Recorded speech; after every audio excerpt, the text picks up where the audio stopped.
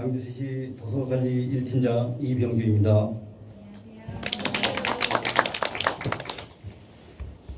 먼저 오늘 양주시 도서관에서 마련한 인문학 북 콘서트에 참석해 주신 시민 여러분께 감사드립니다. 저희 양주 도서관에서는 코로나로 지친 시민분들에게 조금이나마 위로와 사유의 시간을 드리고자 최사장 작가님과 함께하는 북 콘서트를 마련했습니다.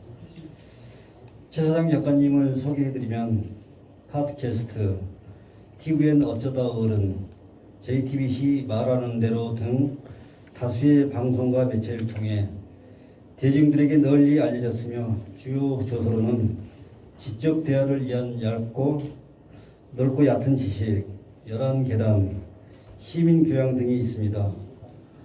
오늘 인문학적으로 생각하고 성장하기라는 주제로 인문학적 사유와 내면적 성장에 대해 얘기해보는 시간이 진행될 예정입니다. 그럼 최 사장님 작가님을 모셔보겠습니다. 큰 박수로 맞아주세요.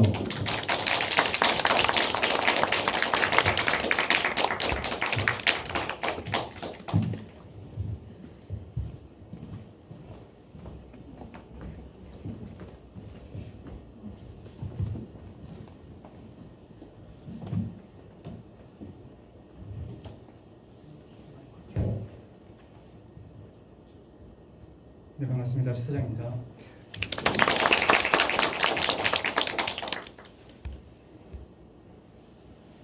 여기 귀한 자리에 불러주셔서 감사합니다. 오프라인 강연이 좀 귀한 것 같아요. 거의 없었고, 그래서 다 이제 온라인으로만 진행하는 강의가 대부분이었는데, 그래도 지금 이제 한 20번 정도 되는 것 같아요. 20번 정도 이제 앞에 두고 하는 강의가 정말 오랜만인 것 같아요. 그래도 걱정을 좀 했었는데 이제 양주시 도서관에서 꼼꼼하게 이제 방역 수칙도 지켜서 엄격하게 해주시는 걸 보면서 조금 안심을 했습니다. 다만 그래도 혹시나 오프라인이 섞여 있는 강의이기 때문에 아무리 강연자라고 해가지고 이제 마스크를 벗고 하는 거는 지금 상황에서는 좀 적절하지 않은 것 같아요. 그래서 마찬가지로 다 같이 불편하시겠지만. 일단 뭐 제 얼굴 보러 오신 건 아니지 않습니까? 어차피 소리를 들으려고. 얼굴 보러 왔어요. 거짓말하지 마십시오. 그래서 일단은 이제 강연 중심으로 하면 되니까 다행이라는 좀 생각이 듭니다. 그래서 마스크를 좀 쓰고서 하는 걸로 하겠습니다. 주어진 시간은 이제 90분이고 1시간에서 1시간 10분? 1시간 정도면 될 것 같아요. 1시간 정도 메인 강연을 진행하고 나머지 30분 동안 질의응답 받고 이렇게 진행하도록 하겠습니다. 마이크가 켜져 있는 거 맞죠? 비슷한 것 같아가지고 켜져 있는 거죠? 네, 알겠습니다. 여기 써 있는 이제 인문학적으로 사유하고 성장하기는 오늘 주제는 아니고 오늘 목표입니다.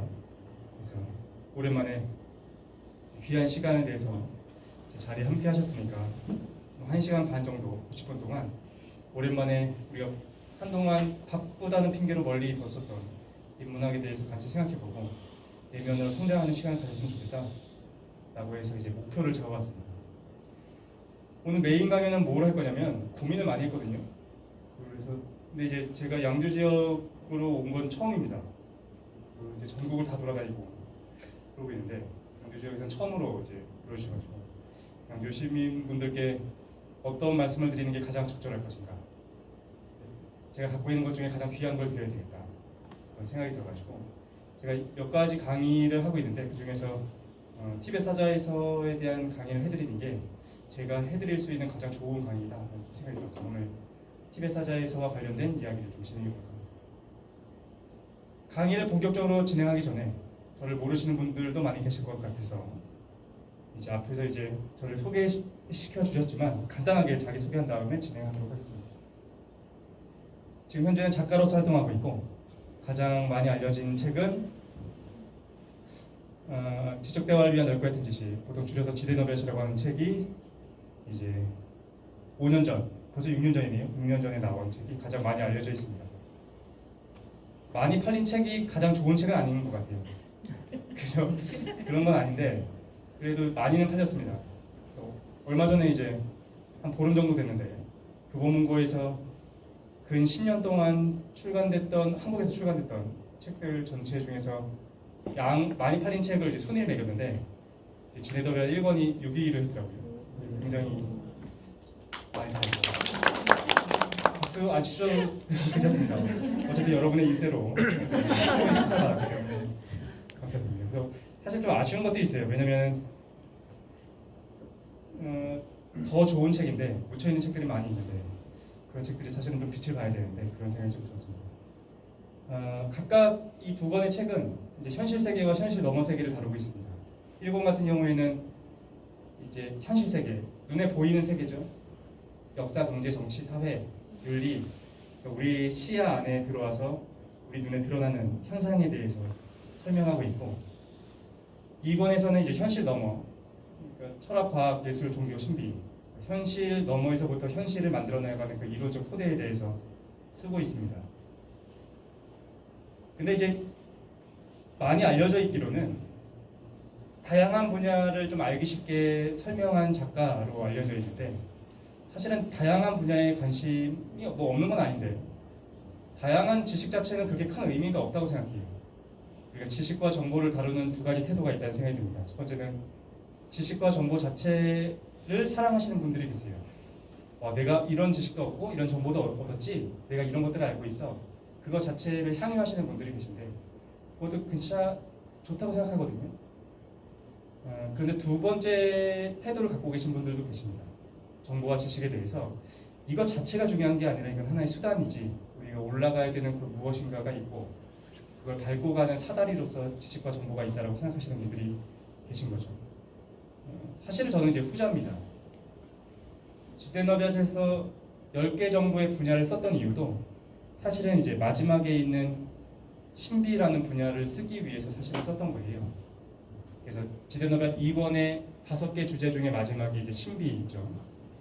여기서의 신비는 뭐 미스테리나 UFO를 얘기하는 건 아니고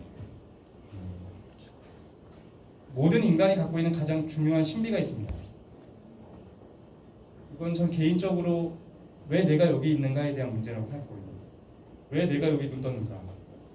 왜 내가 여기서 무엇인가를 보고 있는가? 이게 가장 신비로운 것 같아요. 궁금하지 않으십니까? 왜 그 자리 거기에 눈 뜨고 계십니까? 옆에 있는 사람도 아니고 앞에 있는 사람도 아니고 바로 앞에 있는 채사장도 아니고 왜 다른 사람의 신체에서 눈 뜬 게 아니라 왜 지금 그 자리에서 눈 뜨고서 이 세계를 받아들이고 계신가요? 저만 궁금하니까?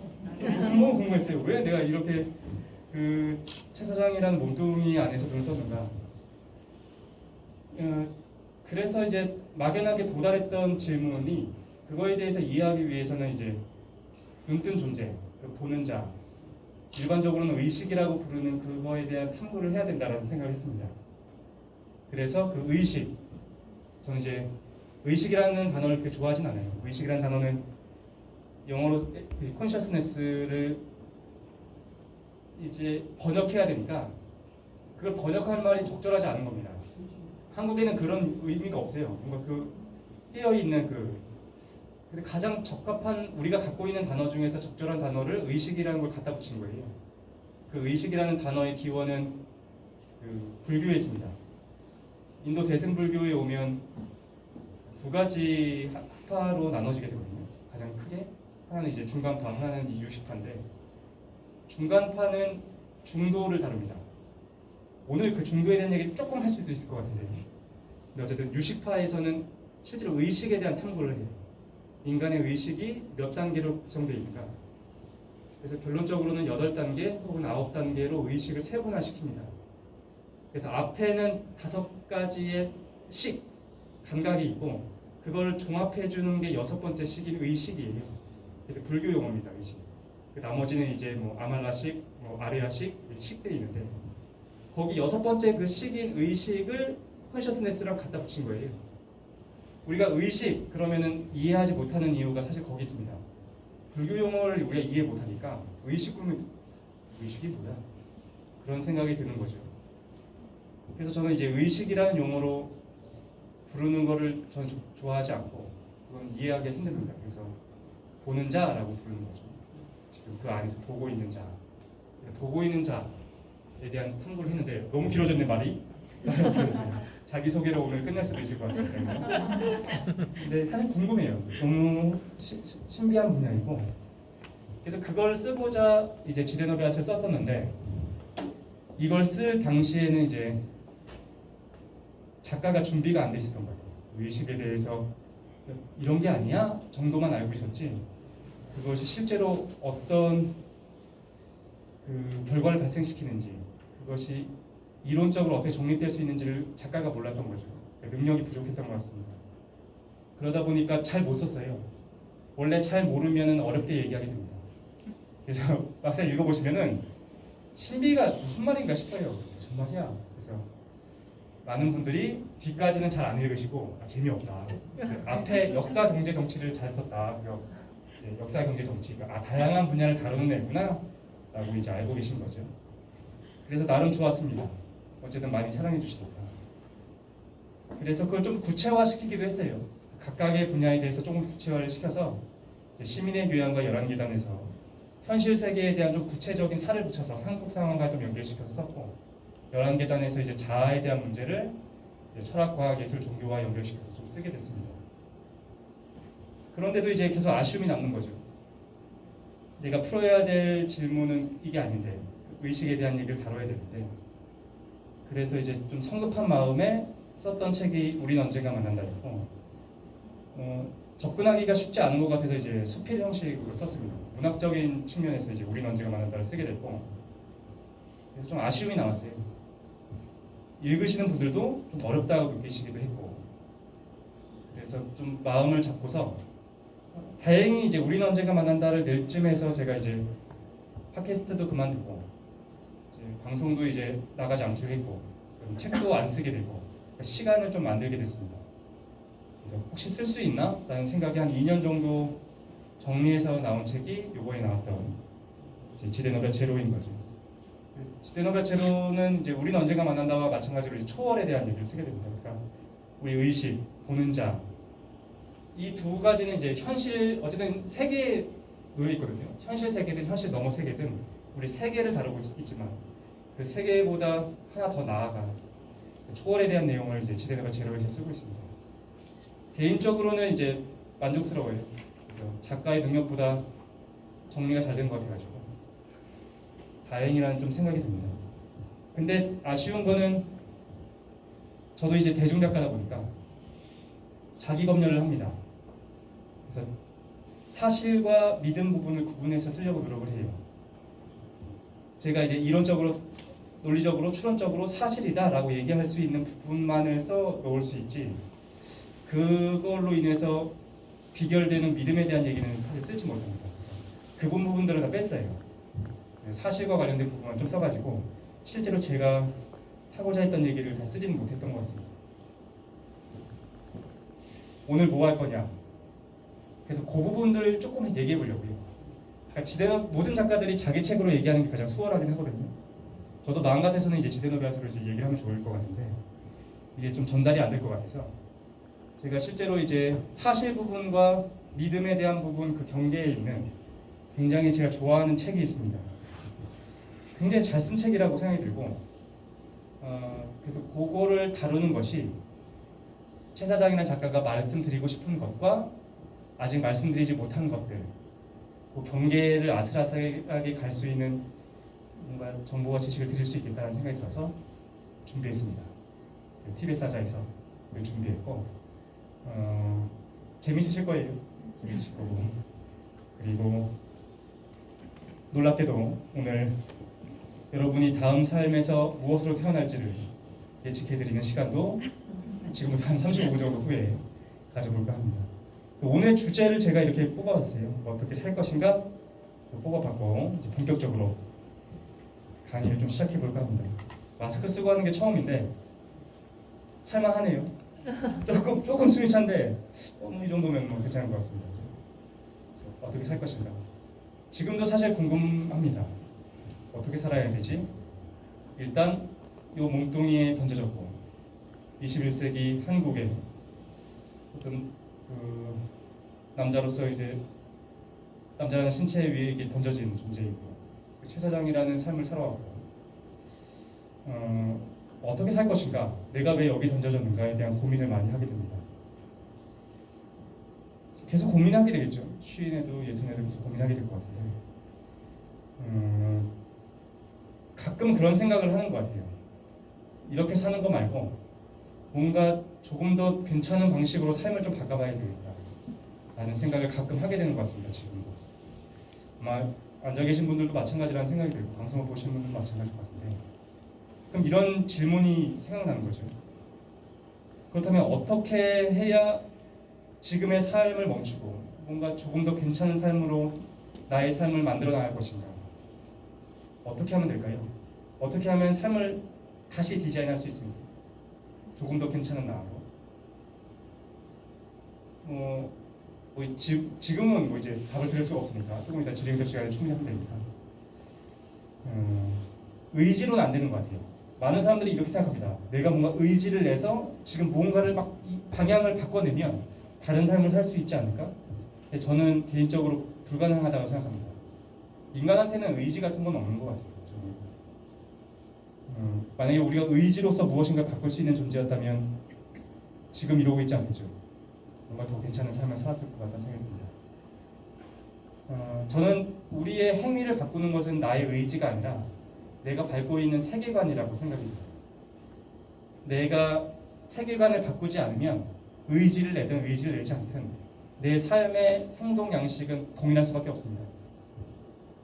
우리가 용기를 내서 비로소 다른 세계로 발을 내디뎌야 그때 비로소 다른 삶을 살 수 있는 것 같아요. 말이 어려운데 쉽게 얘기하면 이거죠. 쉽게 생각해보면 내가 그리스도인이다. 내가 모태신앙이고 우리 부모님은 완전히 이제 기독교인이고 나도 기독교 신앙에서 자라왔다. 그럼 그의 삶은 크게 달라질 수는 없습니다. 왜냐하면 기독교가 제시하는 비전으로 나아가야 되는 거예요. 이번 삶의 의미, 그러니까 신께서 나에게 주신 선물이시고 이 삶이라는 것은 유한하고 그리고 삶 이후의 진짜 세계, 무한히 길고 영원한 행복의 세계가 기다리고 있으니까 이번 삶에 있어서는 순종하고 그다음에 신실하고 그런 사람으로 살아야 되는 겁니다. 그건 어쩔 수 없는 거예요. 내 의지도 그 방향으로 향하게 되겠죠. 내가 무신론자다. 그러면 또 다른 방식으로 삶을 살게 됩니다. 이번 삶이 끝인 거예요. 그죠? 이 삶 이후에는 아무것도 없다. 그렇다면 이번 삶을 누려야죠. 내가 할 수 있는 것들, 내가 가질 수 있는 것들을 모으고 그리고 좋은 데서 살아보고 사람들한테 인정도 받아보고 그런 삶을 살아야 되는 겁니다. 내가 불교도라면 이슬람교도라면 또 다른 삶을 살게 되겠죠. 우리의 삶의 형태를 바꾸는 것은 내 의지가 아니라 내가 딛고 있는 그 세계관인 거예요. 기독교의 세계에 발딛고 있는지 무신론자인지 과학주의자인지 유물론자인지 아니면 정치나 어떤 혁명에 더 관심을 갖고 있는지 내가 갖고 있는 그 세계관이 나의 삶을 결정한다는 거죠. 그래서 궁금해지는 것 같습니다. 우리가 세계관을 갖고 있다고 할 때 사실은 그 세계관의 경계가 되는 것은 그 끝의 모습인 거예요. 그렇지 않습니까? 내가 그리스도교인이다. 그럼 내 세계의 그 끝에는 뭐가 있냐? 내 세계의 그 경계, 바운드리에는 죽음 이후의 모습이 있는 거예요. 죽음 이후의 영원한 삶. 내가 무신론자다. 그럼 내 세계의 경계에는 무엇이 있는가? 죽음 이후에는 아무것도 없는 공간이 있겠죠. 그래서 어쩔 수 없이 죽음에 대해서 궁금해지기 시작했습니다. 삶이 궁금하다 보니까 어떻게 살아야 되는지를 궁금해하다 보니까 그렇다면 죽음 이후에는 무엇이 있는가를 좀 알아야겠다는 생각이 들었어요. 그러면 제가 뭔가 이 불안을 떨쳐내고 삶의 방향을 잡을 수 있을 거라는 생각이 들었습니다. 말이 어려운데 쉽게 얘기해가지고 알려주는 거죠. 어느 날 이제 신과 만나는 겁니다. 그래서 야 이게 임시야, 이게 잠깐인 거고, 야, 죽은 다음에는 이제 천국이 기다리고 있어. 그럼 저는 이렇게 안 살 것 같아요. 그리고 성직자가 되거나, 딴 것도 되거나. 외계인과 조우했는데 외계인이 얘기해 주는 거죠. 우리가 한 10,000년 정도 과학을 발전시켰더니 죽은 다음에 아무것도 없더라. 그래? 그럼 이번 삶을 즐겨야 되겠다. 저는 죽음이 내 삶을 결정해 주지 않겠다. 그런 생각을 많이 했던 것 같습니다. 그래서 자연스럽게 관심이 어디로 가느냐? 죽음 이후에 대한 문제에 관심을 기울이기 시작했고 특이한 책을 찾게 됐어요. 그게 티벳 사자의 서였습니다. 오늘 지금부터 티벳 사자의 서에 대한 얘기를 같이 할 텐데 이런 생각이 들어요. 여기 여러분들이 섞여 계시겠죠. 기독교인도 있을 거고, 무신론자도 있을 거고, 회의주의자도 있을 거고. 티벳 사자에서가 사실이니까 이걸 믿어보자라는 강연은 아닙니다. 저는 불교도도 아니고, 사실은 불교의 대척점에 서 있는 차라리 인도의 사상에 더 관심이 많아요. 그런데도 불구하고 우리가 티벳 사자에서를 알아보는 이유는 이게 팩트이고 사실이기 때문이 아니라 우리가 밟아보지 않은 좀 낯선 세계이기 때문입니다. 그래서 한번 같이 가보려고. 우리가 내 세계를 벗어나기가 좀 어려우니까 티벳 사자에서의 손을 잡고 제 사장의 손을 잡고 좀 낯설고 흥미로운 세계에 잠깐 갔다 오는 겁니다. 아, 이런 세계도 있구나. 이런 바운더리도 있구나. 그러면 우리가 다시 내 세계로 돌아왔을 때 내 세계의 경계를 조금 더 확장할 수 있지 않을까. 그런 생각이 좀 들었어요. 그래서 티벳 사자에서를 다른 세계에 잠깐 여행하고 온다. 여행 내년 한 5, 6월부터 가능하다면서요, 그죠? 예상으로는 이제 5, 6월 정도부터는 이제 트래블 버블이나 여러 가지가 시행이 될 거고 가능하다고 얘기했는데 그때까지 어디 못 가지 않습니까? 그래서 외적으로 여행 못 하니까 내면에서의 여행 한번 같이 한번 해보도록 하겠습니다. 이 책은 여행의 비유가 가장 적절한 것 같아요. 가이드북입니다. 어떤 가이드북이냐? 우리가 죽은 다음에 무엇을 경험하게 될 것인가? 그리고 어떤 뭐라고 해야 돼? 미션을 클리어해야 되는가에 대해서 설명하고 있는 가이드북이에요. 그래서 이거를 한번 같이 알아보고 아, 이런 세계관도 있구나 알아보는 시간 가졌으면 좋겠습니다. 뭐 당연히 이거는 뭐 모르시는 분들도 있을까봐 차근차근 설명하면 여기서 사자가 이제 죽은 사람이겠죠. 라이언은 아닐 거고. 그래서 티벳에서 사람이 죽으면 내가 사랑하는 사람, 나의 친구, 가족이 죽으면 지금도 티벳 사람들은 죽자마자부터 이 책을 읽어줍니다. 49일 동안 3번에서 7번 정도를 읽어주는 책이에요. 티벳 사람들은 이렇게 믿습니다. 죽은 사람이 이 이야기를 듣고 영원한 자유, 해탈에 이를 수 있는 방법을 찾을 수 있을 거다라고 생각하는 책입니다. 그래서 이 책의 얘기를 해볼 거고 8세기에 쓰여졌어요. 지금부터 한 1200년 전에 쓰여진 책입니다. 시작하기 전에 이 책에 서문이 있는데 서문이 영문이거든요. 우리가 이름은 익히 들어본 칼 구스타프 융, 프로이트의 친구이자 경쟁자이자 제자였던 칼 구스타프 융이 아주 길게 이 서문을 써줘요. 이 옥스퍼드 대학교에서 이제 그 1950년대 무렵에 출간이 되는데 그때 옥스퍼드 대학교에서 출간이 된다는 것을 칼 구스타프 융이 안 다음에 아무도 부탁을 안 했는데 이걸 서문을 써줍니다. 그래서 그 긴 서문 중에 제가 좋아하는 부분이 좀 발췌였어요. 제가 한번 읽어볼게요. 융이 이렇게 얘기합니다. 티벳 사자에서는 그것에 대해서 어떤 해설을 쓰더라도 닫힌 책으로 시작해 닫힌 책으로 남는다. 왜냐하면 그것은 다만 영적인 이해력을 가진 사람에게만 열리는 책이기 때문이다.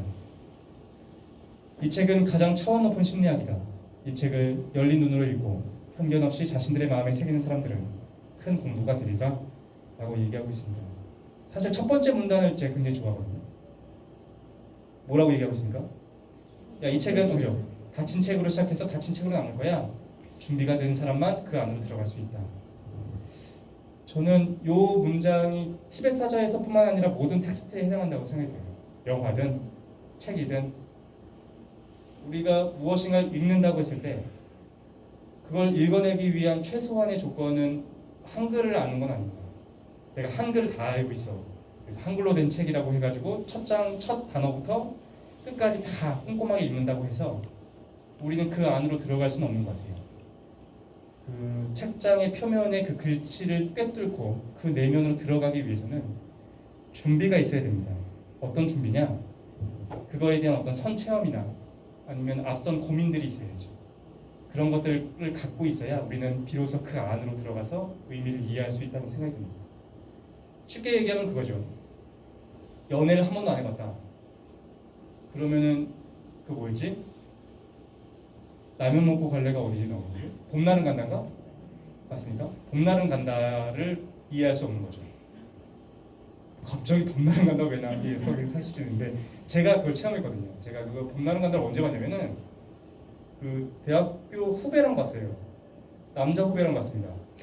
저는 이제 대학교 4학년쯤 됐어, 한 24살 정도 됐었을 때 처음 연애를 했고, 그 전까지 이제 그 자유분방한 이제 소년이었죠. 막 이상적인 생각에 빠져 있고 막 정의는 무엇인가 막 그런 청년이었는데, 이제 친구도 마찬가지였어요. 이제 그 후배도 마찬가지였는데, 둘이 이제 할 게 없다. PC방도 이제 지겹다. 그래서 이제 영화를 보자. 그래서 이제 영화관을 갔는데 봄날은 간다라는 걸 하는 거예요. 뭔지 모르겠고 한번 보자 하고 봤는데, 그때 커플석이라는 게 처음으로 막 생길 때였어요. 그래서 그 선택하는 게 뭘 의미하는지 모르겠는 거예요. 두 명이 왔으니까 커플석을 눌러서 봤는데 가운데 그 바가 없더라고요. 그래서 이제 그 친구랑 그 후배랑 같이 이제 그 영화를 보는데 무슨 말인지 모르겠는 거예요. 도대체 뭘 하는 거예요? 영화를 왜 만들다 말았어? 이게 엉망이야 영화. 막 그런 생각이 드는 거예요. 엉망진창 만들었고 그래서 세상 욕을 하면서 나왔던 경험이 있어요. 나중에 이제 서른이 되고 마흔이 가까워서 그 영화를 보니까 참 잘 만들었더라고요. 우리가 무엇인가 그 텍스트 안으로 들어가기 위해서는 한글을 알아야 되는 건 아닙니다. 뭔가 앞선 체험이 있어야 된다. 준비가 된 사람이 준비가 돼 있어야 된다는 거죠. 티벳 사자에서가 그런 것 같아요. 오늘 티벳 사자에서를 같이 처음 보시는 분들이 대부분일 텐데, 책을 읽어보신 분들은 이제 크게 적을 거고, 어떤 분들은 저와 함께 이제 이 책 안으로 들어갈 수 있을 겁니다. 그리고 이 책이 얘기하고 있는 이 단어가 이런 얘기를 하고 있었구나. 내가 고민해왔던 바였지. 이걸 알 수 있을 거고, 어떤 분들은 표면에 머물 수밖에 없을 수도 있어요. 무슨 말이야. 단어도 어렵고. 근데 둘 다 괜찮은 것 같아요. 그렇죠? 그래서 이 책을 하나의 영적 안내서로 보는 것도 괜찮을 것 같고, 그냥 굉장히 독특하고 낯선 문화에 대한 체험으로 보는 것도 괜찮을 것 같습니다. 그래서 융이 이렇게 얘기하는 거죠. 그래서 이 책은 심리학이기도 해. 차원 높은 심리학이야. 그래서 그냥 열린 마음으로 읽고 받아들이면 공부가 될 거야 라고 얘기합니다. 왜냐하면 실제로 융은 이게 굉장히 큰 심리학적인 담론들을 다루고 있다라고 확신했어요. 그리고 순간순간 놀라게 됩니다. 심리학자니까, 초기 심리학자. 어쨌든 그래서 우리도 이 책을 다양한 방법으로 한번 읽어보도록 합시다. 실제 저자인 파드마 삼바부가 실제 저자인데 8세기 분이죠. 이분이 자기 책에 대해서 이렇게 또 서문을 씁니다. 이 책은 어떤 책이냐? 내가 이걸 왜 썼느냐? 이 책은 명상이나 참선 수행 같은 어려운 과정을 거치지 않고도 붓다와 같은 대자유의 경지를 성취하는 가르침이다. 그것은 단지 듣는 것만으로 영원한 자유에 이르는 가르침이고, 큰 악업을 지닌 인간을 비밀의 길로 인도하는 가르침이며, 즉각적으로 완전한 깨달음을 주는 심오한 가르침이다. 이 가르침을 만난 사람은 결코 불행한 상태로 떨어지지 않을 것이다 라는 거죠. 영업을 하셨으면 굉장히 잘하셨을 것 같습니다. 그래, 이게 어떤 책이라고 했더니 이런 거죠. 보통 대자유, 완전한 해탈에 이르기 위해서는 살아생전에 명상도 하고 참선 수행도 하고 그렇게 여러 수행을 했어야 돼. 하지만 그렇지 않은 사람들이 있다는 거죠. 우리 같은 사람들, 우리는 그런 거 안 하니까. 그런 사람들도 이걸 듣는 것만으로 대자유, 붓다와 같은, 여기서 붓다는 뭐 꼭 고타마 시다르타뿐만이 아니라 이제 일반 명사죠. 깨달음을 얻은 사람, 완전한 깨달음을 이룰 수 있을 것이다 라고 자기 책에 대해서 설명하고 있습니다. 그래서 굉장히 친절해요. 사자가, 죽은 사람이 49일 동안 겪게 되는 순간마다 바로 이때야, 이때 해탈할 수 있어, 이런 방법을 써야 돼 라고 계속해서 설명을 해줘요. 하지만 이제 악업이 많고 문제가 많은 사람들은 그것을 이루지 못하고 결국에선 이제 환생하게 되죠. 그때까지 파드마사마바가 그것도 포기하지 않습니다. 네가 악업이 많아서 환생하게 되더라도 그래도 환생하려면은 다음 생에는 금수저로 태어나야지, 금수저가 되는 방법까지도 알려주는 아주 친절한 책입니다. 그래서 오늘 굉장히 좋은, 살면서 이렇게 실용적인 책을 처음으로 이제 만나보시게 될 거예요. 저한테 고마워하셔야 됩니다. 그렇죠? 그래서 차근차근 한번 알아볼까요? 개요부터 봅시다. 간단하게 개요. 언제는 바르도 테돌이고, 바르도, 그러니까 원래 제목이에요. 티벳 사자의 서라는 건 옥스퍼드 대학교에서 이거를 번역해서 출간하려고 하다 보니까 바르도 테돌이라는 이름으로 내기가 좀 이상한 거예요. 그래서 이제 서양인들의 감성에 맞게 티베트 사자이서를 바꾼 거고 원래는 바르도 테돌이고 바르도가 중음계 그러니까 중간을 얘기해요. 중간 상태. 그러니까 삶과 죽음의 그 중간 아니면 삶과 삶 사이의 그 중간을 얘기합니다. 퇴돌은 들어서 깨닫는다라는 뜻입니다. 그래서 합해 보면 중음계에서 중간계에서 한 번 듣는 것만으로 영원한 자유에 이르는 방법이라는 책. 발음은 굉장히 정확한 발음이고 바르도 테돌이. 간단하게 말씀드리면 제가 이제 티베트에 가서 요거에 대한 사본을 구하려고 티베트에 갔다 왔는데 티베트 사람들이 바르도 테돌이라고 하면 알아듣더라고요. 발음이 정확한 겁니다. 바르도 테돌. 저자는 파드마산바바 아까 말씀드렸던 8세기 분이고 인도인이라고 돼 있는데 실제로는 이제 파키스탄 지역에서 탄생하신 분입니다. 나린다 대학의 교수로 지내고 있다가 8세기 무렵에 그 티벳의 왕이었던 칠생손첸이었던 것 같은데 그 왕 이름이 중요한 건 아닙니다. 8세기에 티벳이 8세기에 어떤 사람들이었냐면 우리가 국사 시간에 배웠던 중국을 둘러싸고 있는 오랑캐 중에 하나입니다. 터번족입니다. 터번족이 이제 티벳인이 된 건데 호전적인 민족이 잘 싸우고 근데 이제 칠생손첸이 이제 고민하는 거죠. 야 우리 백성들은 왜 이렇게 호전적이야? 그래서 좀 평화로운 이제 백성들로 만들어야겠다. 그래서 명망이 높았던 파드마산바바 선생님을 모셔온 겁니다. 그래서 우리 애들 좀 교화 좀 시켜주세요. 그래서 파드마산바바가 그 히말라야 산맥을 넘어서 티벳과 이제 인도 사이에 히말라야가 있습니다. 히말라야 산맥을 이제 3년 동안 넘어서 티벳에 들어왔었는 굉장히 빠른 시기 동안 티벳을 불교 국가로 만듭니다. 그리고 굉장히 평화로운 사람들로 만들어요. 티벳 사람들은 그래서 아직까지도 순박하고 평화로운 사람들입니다. 어쨌든 그때 이유가 된 거고 파드마산바바는 돌아가지 않고 다시 이제 인도로 돌아가지 않고 거기에 남아서 책을 씁니다. 깊은 명상과 수행을 한 끝에 그 108권의 책을 써요. 계곡에서 동굴에서 높은 뭐 이제 산 꼭대기에서 깊은 내면으로 침잠을 통해서 이제 여러 가지를 보는 거죠. 그 내용들을 108권의 책으로 쓰게 되고 미래를 봅니다. 미래를 본 다음에 야 요게 지금의 인류 8세기니까 지금의 인류가 받아들이기엔 너무 앞서 있다는 생각을 해요. 그래서 숨깁니다. 이 108권을 여러 지역에 숨긴 다음에 예언을 남겨요. 지금으로부터 600년이 지난 후에 이 책들이 발견되기 시작할 거다라는 예언을 남기게 되고 실제로 600년이 지난 1400년 무렵부터 한 권 한 권 발견이 돼서 제가 알고 있기로는 한 80권 정도가 발견된 걸로 알고 있습니다. 그 중에 한 권이 티베트 사자에서 바르도 테돌인 거예요. 파드마산바바 티베트 대해탈에서도 쓰는데 그것도 사실 굉장히 재밌는데 파드마산바바의 되게 굉장히 많은 그 일화들이 있어요. 제가 가장 흥미롭게 봤었던 일화 중에 하나는 파드마산바바가 남긴 예언이 하나 있거든요.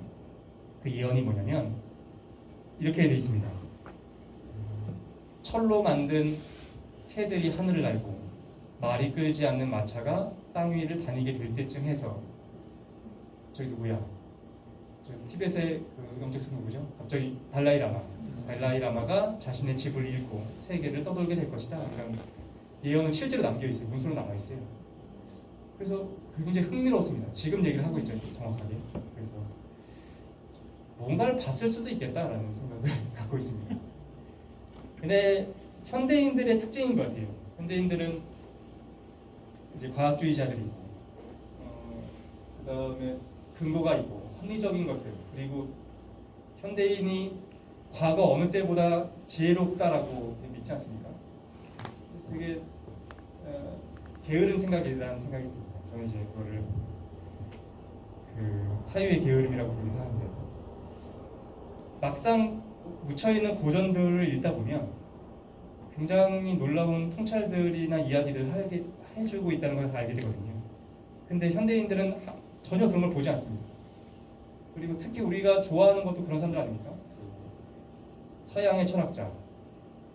예를 들어서 어떤 누군가 무슨 얘기를 했다. 근데 이건 누가 얘기했냐면은 이제 뭐 장폴 사르트르가 했다.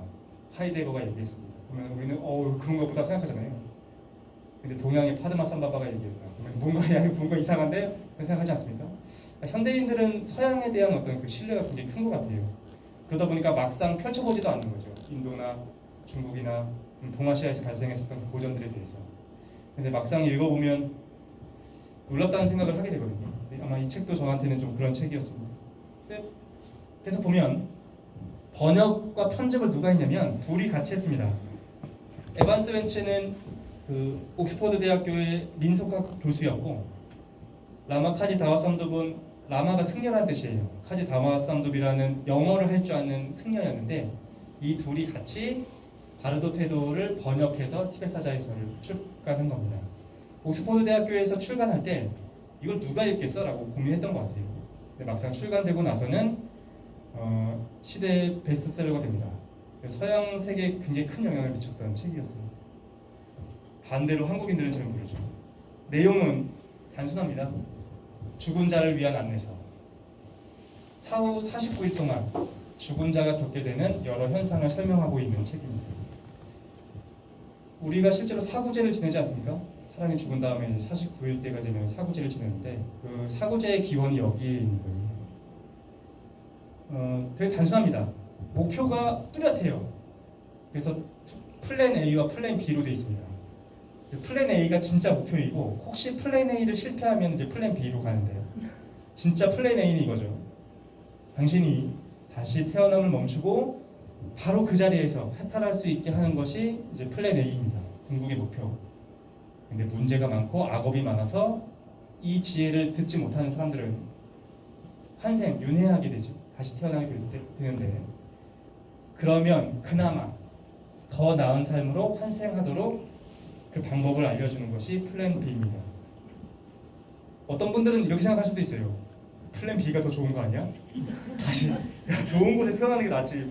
무슨 뭐 태어남을 멈추고 그렇게 생각하는데 실제로 오랜 기간 동안 불교도로 지내셨던 분들도 환생을 지향하시는 분들도 계시더라고요. 다시 태어나는 거가 이제 불교 자신이 불교를 믿는 목적이라는 거죠. 근데 아니에요. 환생은 우리가 원하든 원치 않든 계속해서 하게 된다라는 것이 이제 불교의 세계관, 불교뿐만이 아니죠. 이제 인도의 세계관이고, 실제로는 그 필요한 것, 사실은 필요하지 않겠습니까?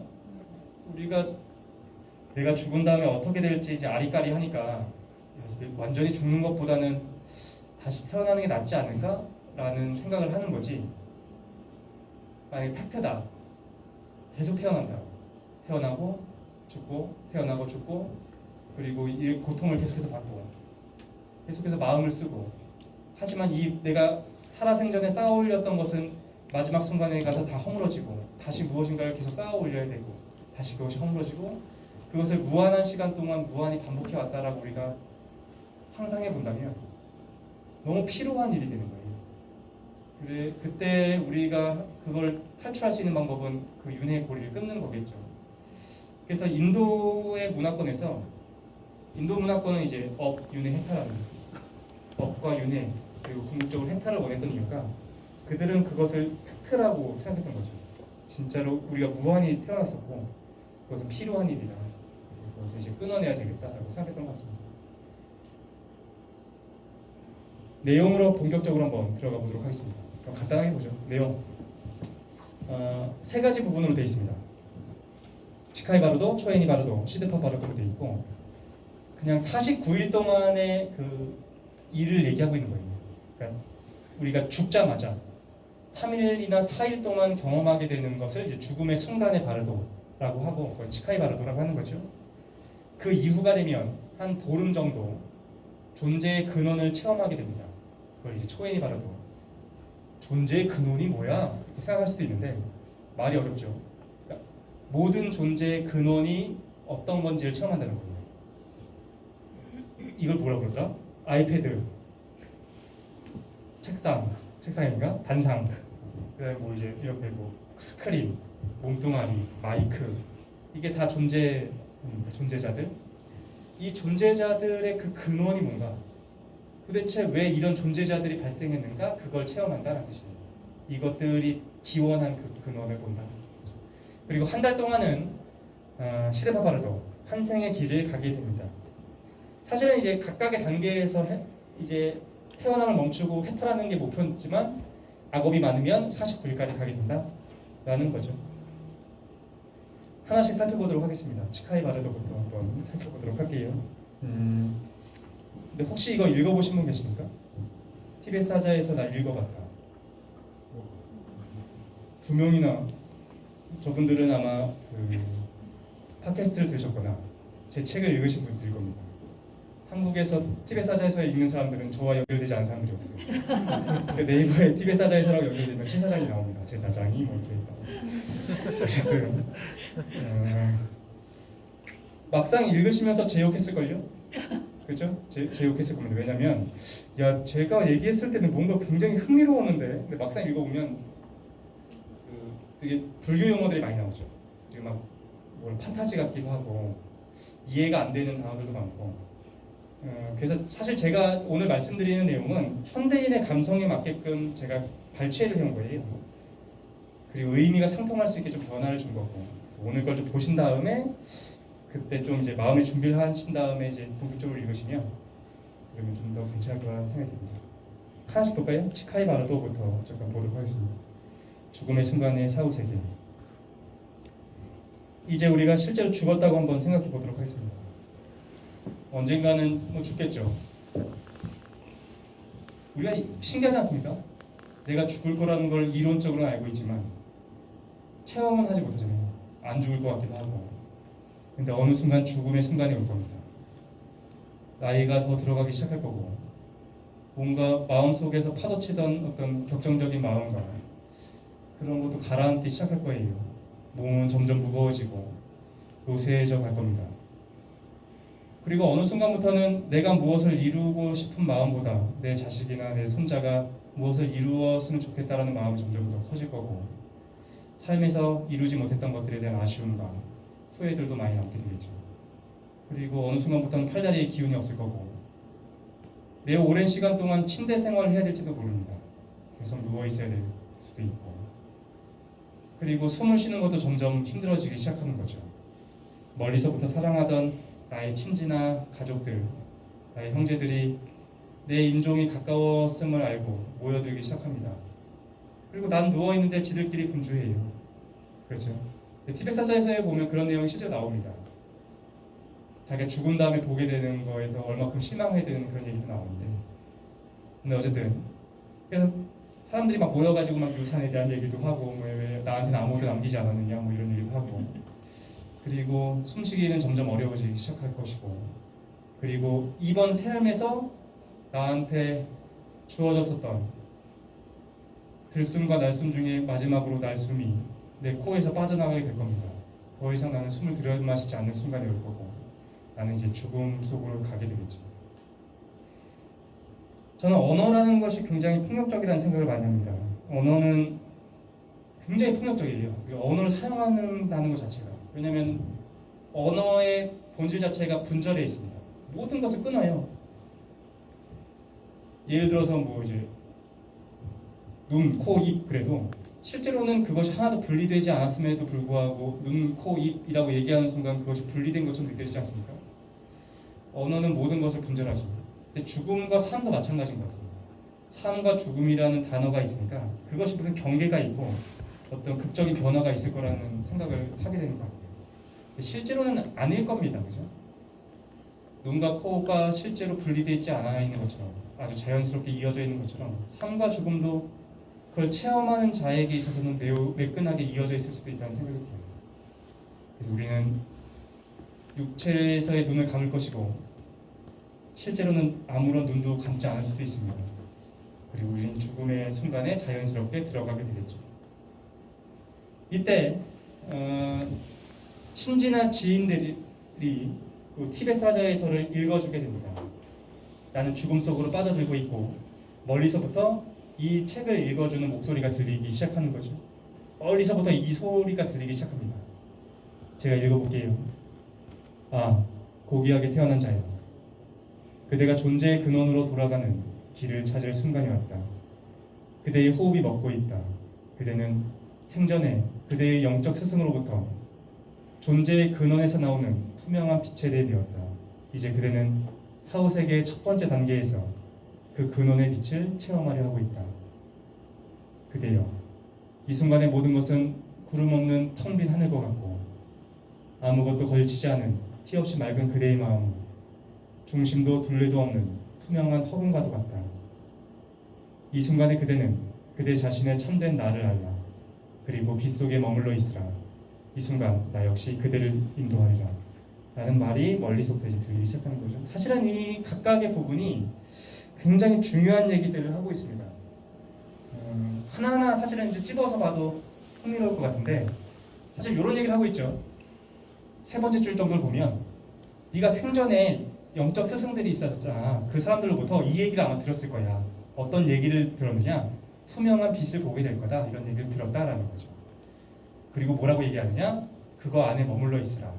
왜냐하면 그 텅 빈 빛, 텅 빈 공간, 그것이 너 자신이기 때문에 거기에 머물러 있으면 된다에 대해서 얘기해주고 있거든요. 사실은 이게 첫 번째 팁입니다.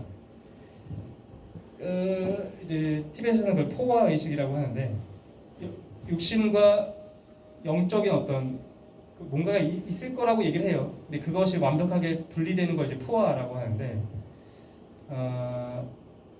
티베트 사자에서는 그 영적인 특징을 갖고 있는 것을 이렇게 설명하고 있는 거죠. 그러니까 우리는 이렇게 생각해요. 우리가 만약에 죽으면 영혼 같은 게 코나 뭐 어쨌든 뭐 정수리에서부터 빠져나가서 어디 세계를 이렇게 탐험할 것 같잖아요. 근데 그런 게 아닌 겁니다. 이걸 사실 이제 만약에 수학에서 그 차원에 대해서 좀 익숙하신 분들은 이해하기가 조금 더 편하실 것 같은데 저는 개인적으로 어떻게 이걸 이해했냐면 더 차원이 있을 거라고 생각을 했어요. 그러니까 뭐라고 해야 되지? 공간적으로 하나의 차원이 더 있다라고 생각하면 좀 쉬울 것 같은데 예를 들어 봅시다. 예를 들어 보면 행성이나 항성이 둥글잖아요. 지구도 둥글고 왜 이게 둥글 거라고 생각하십니까? 이 얘기하면 너무 길어지나? 제대로다 제로를 읽으시는 게 더 나을 것 같은데 사실은 그게 고여 있는 거거든요. 우리가 이제 길을 가다 보면 웅덩이가 이렇게 있잖아요. 물들이 이제 가장 낮은 곳으로 모여 있는 거잖아요. 그걸 이제 3차원적으로 물질들이 고여 있는 겁니다. 그래서 그게 물의 표면을 보면 매끈매끈한 것처럼 지구나 태양이나 그 물질들이 둥그렇게 모여 있는 거예요. 우리가 블랙홀이라는 것을 생각해 볼 때 사실은 블랙홀이 둥글겠죠. 둥글 것이고 그 안으로 들어갈 때 계속 끝없이 들어갈 수 있잖아요. 사실은 거기에 우리가 하나의 차원을 더 생각해야 되거든요. 저는 의식이라는 것이 더 차원과 동일한 어떤 습성이라고 해야 되나? 성향을 보인다고 생각합니다. 말이 어려웠는데 쉽게 얘기하면 어디로 가는 게 아니에요. 영혼이 서구 사회에서 말하는 것처럼 빠져나가는 것이 아니고 여기에서는 이렇게 이해해야 됩니다. 자기 내면으로 들어가는 거예요. 내면의 길을 향해서 계속해서 들어가게 되는 거고 그때 들어가는 그 존재는 실제로는 무엇이 있는 것이 아니라 경계도 둘레도 없고 그 보는 자 그 자체가 계속 안으로 들어간다. 이렇게 사실을 살펴볼 수 있을 것 같습니다. 이 얘기는 좀 너무 어려운 것 같아요. 그죠? 그래서 또 차후에 우리가 더 얘기할 수 있는 시간이 있으면 요 보는 자에 대한 얘기를 더 하면 더 재밌을 것 같습니다. 조금 더 넘어가 보도록 할게요. 강연 시간이 너무 빨리 가고 있으니까. 그래서 이제 파드마삼바바가 얘기해 주는 거죠. 그래서 첫 번째 네가 해탈할 수 있는 것 그것은 굉장히 단순하다. 눈앞에 보이는 그 빛 그것이 네 눈앞에 정말로 있는 것이 아니라 그거 자체가 너라는 것을 이해하고 거기에 머물러 있으면 돼 라고 얘기해 주는 겁니다. 굉장히 단순하죠. 하지만 우리는 어떻습니까? 그걸 못 해낼 겁니다. 좀 더 읽어볼게요. 파드마삼바바가 계속해서 얘기해 주는 거죠. 그대의 마음은 본래 텅 빈 것이고 스스로 빛난다. 그것은 태어남도 없고 죽음도 없다. 이것을 깨닫는 것으로 충분하다.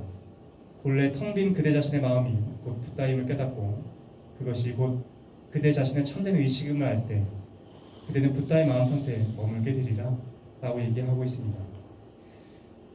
그리고서 이 노란 부분은 뭐냐면 저 하얀색 부분은 사자한테 읽어주는 부분이고 노란색 부분은 파드마삼바바가 읽어주는 사람한테 주의사항으로 얘기해주는 거예요. 그래서 주의사항이 이거죠. 파드마사마가 우리한테 얘기해 주는 겁니다. 야, 이걸 분명하고 정확한 목소리로 3번 또는 7번 반복해서 죽은 사람한테 읽어줘야 돼. 그렇게 함으로써 죽은 자는 생전에 영적 스승에게서 배운 내용을 기억할 것이다. 그리고 그의 순수 의식이 투명한 빛을 깨달을 것이다. 그는 자기 자신의 모습을 깨닫고 존재의 근원과 영원히 하나가 될 것이다. 그리하여 그는 틀림없이 영원한 자유에 이르게 되리라. 티벳 사자에서가 전제하고 있는 건 이겁니다. 너는 어차피 티벳 안에서 태어났잖아. 그러니까 분명히 이걸 엄청나게 많이 공부했을 거야 라고 얘기하는 거죠. 티벳 사자에서는 실제로 그 살아있을 때도 계속해서 읽게 됩니다. 그러니까 그것을 떠올리면 돼. 이 내용들을 많이 배워왔지? 그러니까 넌 준비되어 있으니까 잘할 수 있을 거다라고 얘기하는 겁니다. 그래서 영적 스승이 굉장히 중요하다라고 얘기해요. 그래서 여러분 저한테 감사해야 됩니다. 안타깝게도 이 얘기를 여러분 생전에 해준 사람이 저밖에 없어요. 그래서 그나마 영적 스승이 저밖에 없는 겁니다. 그래서 저한테 고마워하셔야 되고 일단 계속해서 가보도록 하죠. 근데 이때 그 파드마사마바가 이렇게 얘기해요. 이게 가장 쉬운 방법이다. 이때 윤회를 멈출 수 있다. 하지만 보통 사람들은 안 된다고 합니다. 보통 이 치카이 바르도에서는 3일 동안, 4일 동안 이 영적인 의식체가 기절 상태에 있다고 나와 있어요. 그래서 우리는 이거를 그냥 놓치게 될 겁니다. 그리고 이제 치카이 바르도가 끝나면 두 번째 바르도, 초인이 바르도가 시작돼요. 이건 존재의 근원을 체험하는 사후 세계입니다. 읽어볼게요. 아, 고귀하게 태어난 자여, 마음을 집중해서 주의 깊게 들으라. 사람의 의식 상태에는 6가지가 있다. 정상적이고 자연스러운 의식 상태, 꿈속의 의식 상태, 깊은 명상 속에서 평화와 환희를 체험하는 의식 상태, 죽음의 순간의 의식 상태, 존재의 근원을 체험하는 순간의 의식 상태, 다시 윤회계로 돌아가 환생하기를 바라는 의식 상태가 그것이다. 그대는 이 중에서 3가지의 상태를 경험할 것이다. 만약에 이걸 인간 의식에 대해서 관심이 많이 계셨던 분들, 혹은 불교에 관련돼서 아니면 인도 사상에 대해서 관심이 있으신 분들은 제가 발췌했던 하나하나 부분이 굉장히 중요한 담론들과 연결된 것을 가져왔구나를 아실 거예요. 앞에서는 나의 의식이 어떤 건지에 대한 설명을 했지 않습니까? 그거는 둘레도 경계도 없고 스스로 빛나는 그거야. 그게 너야에 대한 거였어요.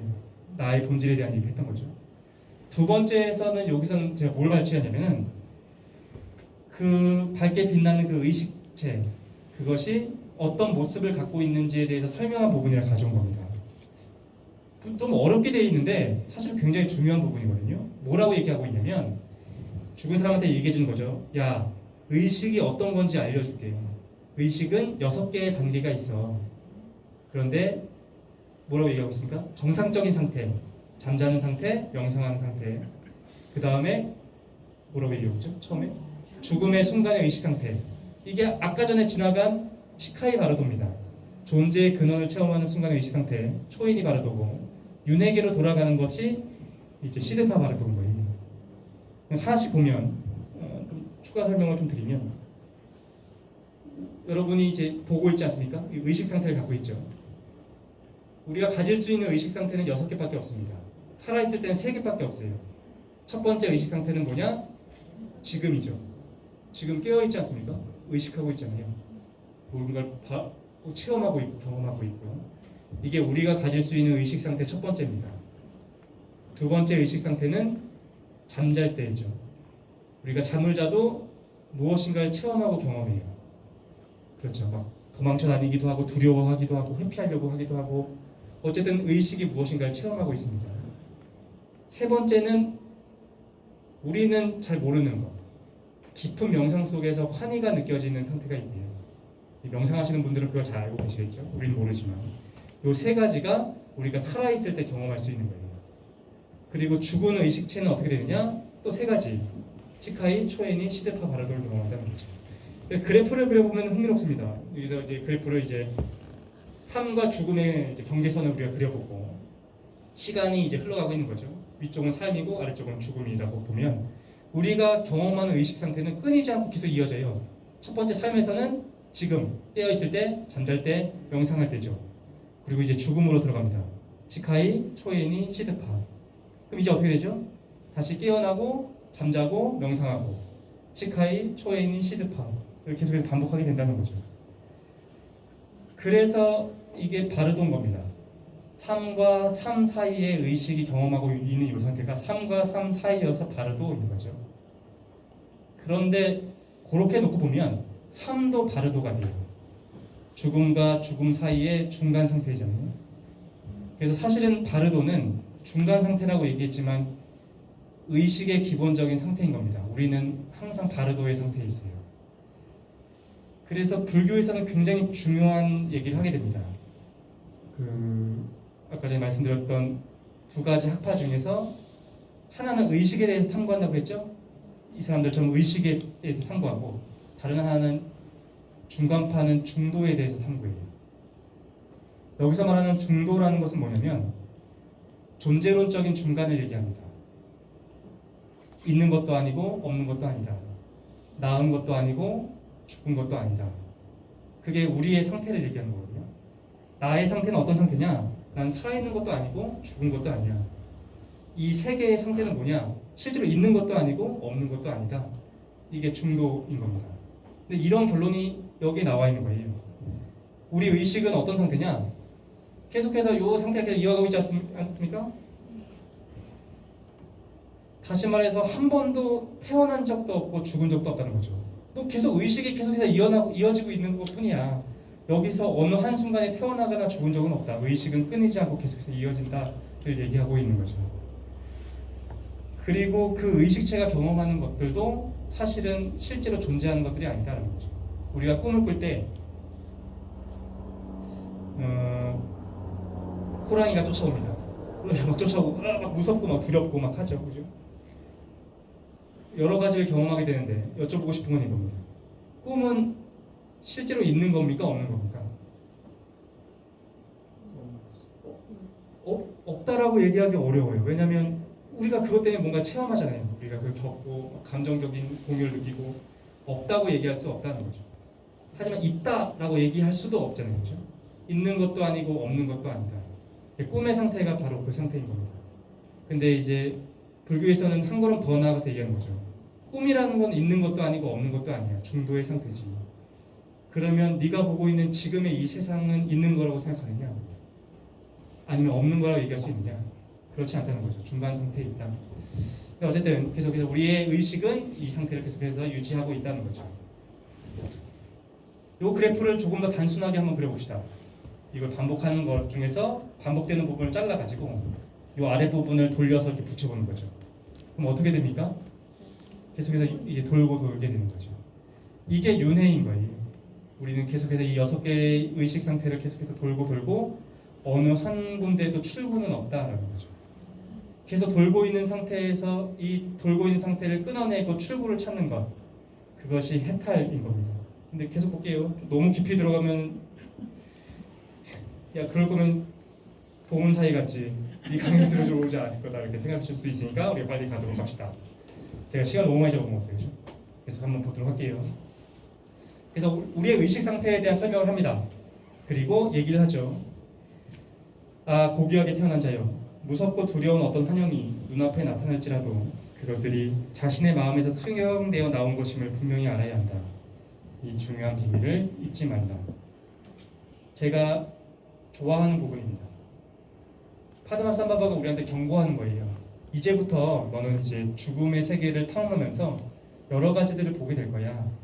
하지만 이게 진짜로 존재하는 게 아니야. 사실은 모두 네 마음에서 투영되어 나온 거다. 마치 꿈과 같은 거지. 있는 것도 아니고 없는 것도 아니다에 대한 얘기를 해주는 겁니다. 이게 중요한 비밀이라는 거예요. 제가 이게 마음에 들었던 이유는 모든 종교들은 어떤 신비적 체험에서 만나는 것들이 실제한다라고 우리한테 강요하지 않습니까? 우리가 신비 체험 안에서 예를 들어서 기독교인은 깊은 어떤 묵상 기도 속에서 예수 그리스도를 만나거나 바울을 만나거나 베드로를 만났다. 그럼 그건 있다라는 거죠. 있는 거에 대한 증거가 됩니다. 이슬람도 마찬가지고.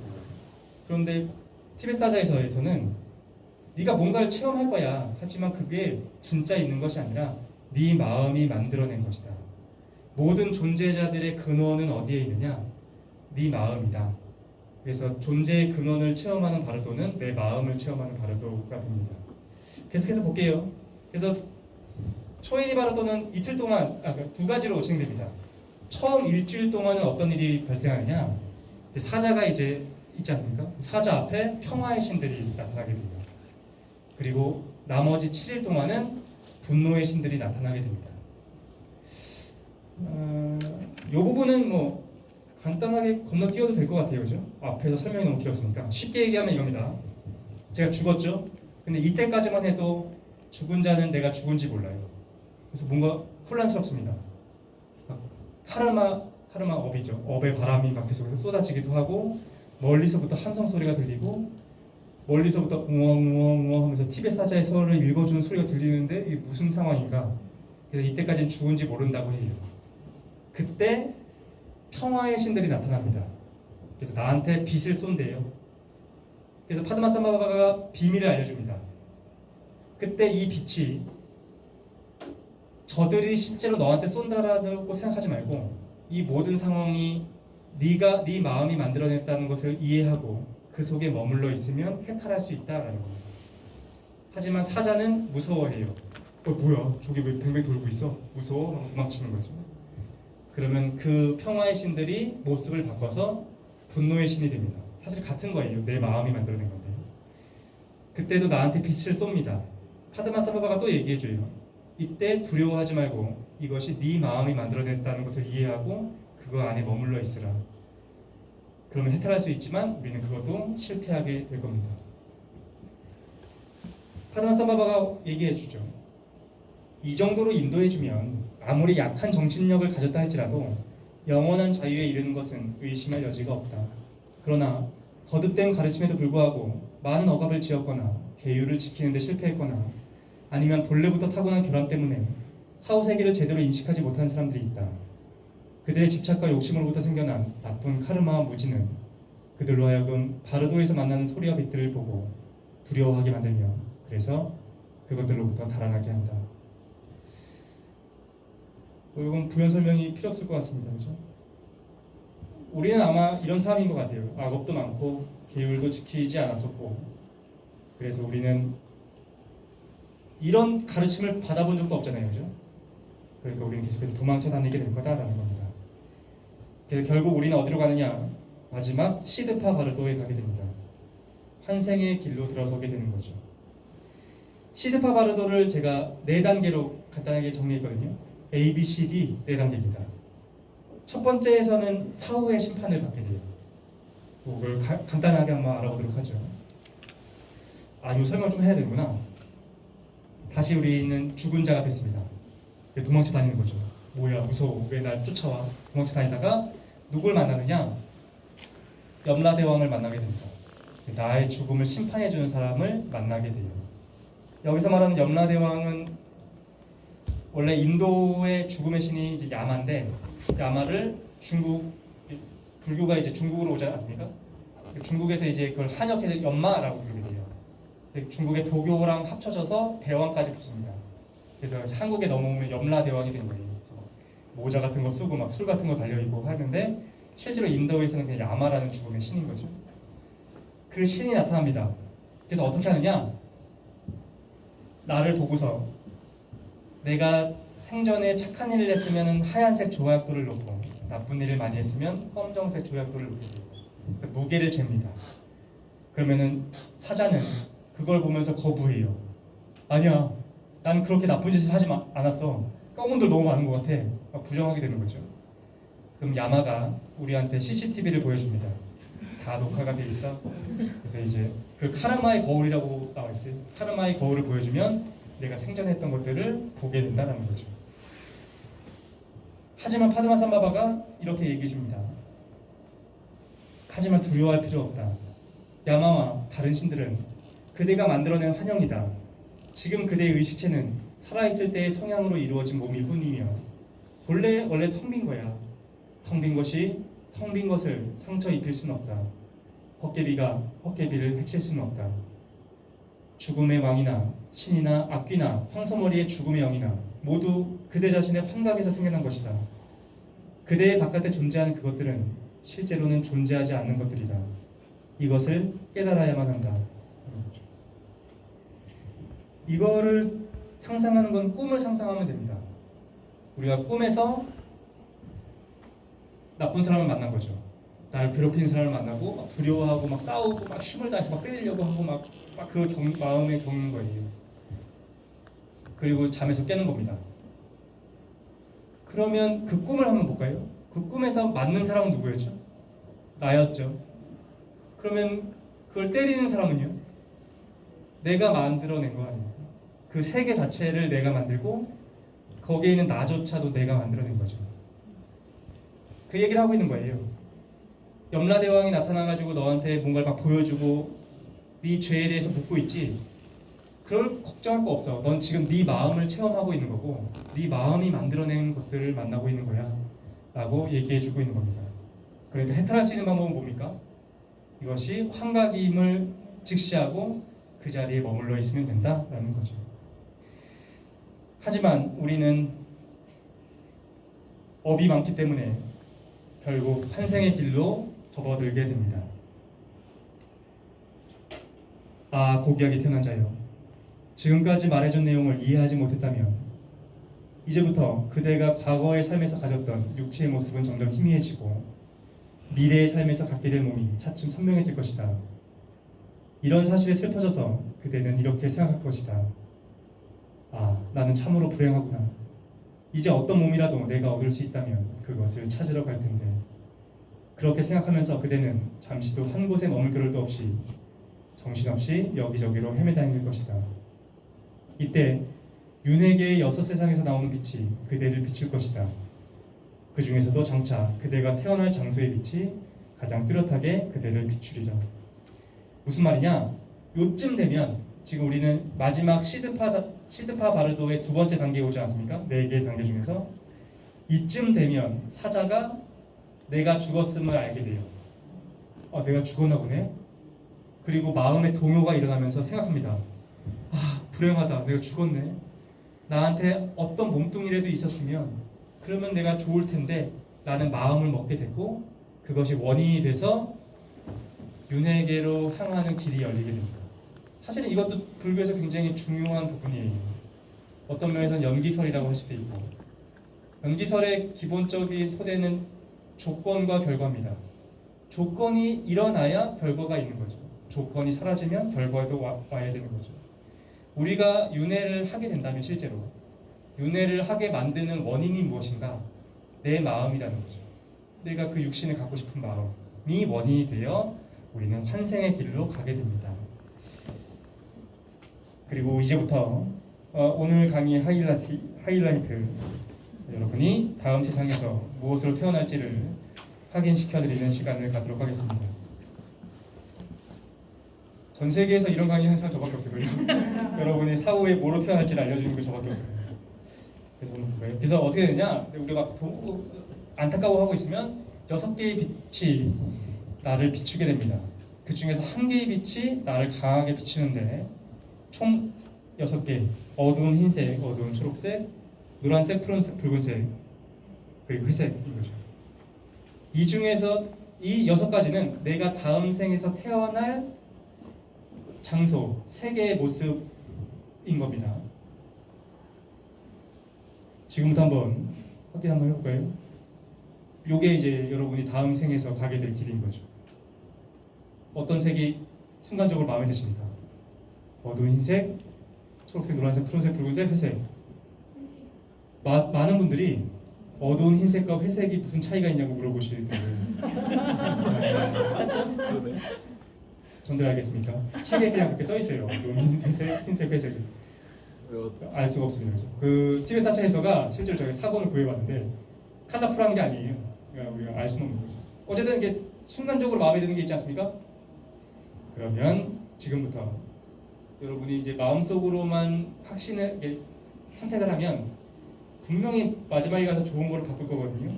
그래서 그러지 못하도록 지금 거수를 통해서 확정하도록 하겠습니다. 가슴 떨리는 순간이죠. 여기는 금수저도 있고 흑수저도 있는데 우선 이 중에서 난 어두운 흰색이 제일 마음에 든다. 어두운 흰색. 4분 정도가 계시네요. 그죠? 두 번째, 어두운 초록색. 초록색이 좀 많네요. 초록색 5분 정도 계십니다. 어두운 노란색. 또 4분. 어두운 푸른색. 3분 정도가 계십니다. 그죠? 되게 비슷하게 나오네요. 그죠? 어두운 붉은색. 남자는 빨강이다. 남자뿐만 아니죠. 2분 정도가 계십니다. 그죠? 알겠습니다. 도시적인 회색이나 마음입니다. 회색이 가장 마음에 들죠. 회색 없네? 회색 없어요? 회색 있어야 되는데. 아쉽습니다. 골로 보낼 수 있었는데. 어쨌든 알겠습니다. 되게 비슷비슷하게 나왔네요. 회색은 다 피하셨습니다. 그죠? 하나씩 알아보도록 할까요? 어떤 색깔이 가장 좋아하는지 알아보도록 하겠습니다. 먼저 어두운 흰색부터 살펴보면 축하드립니다. 천신들의 천상계에 가게 됩니다. 박수를 치고 그래요. 박수 받으면 되죠.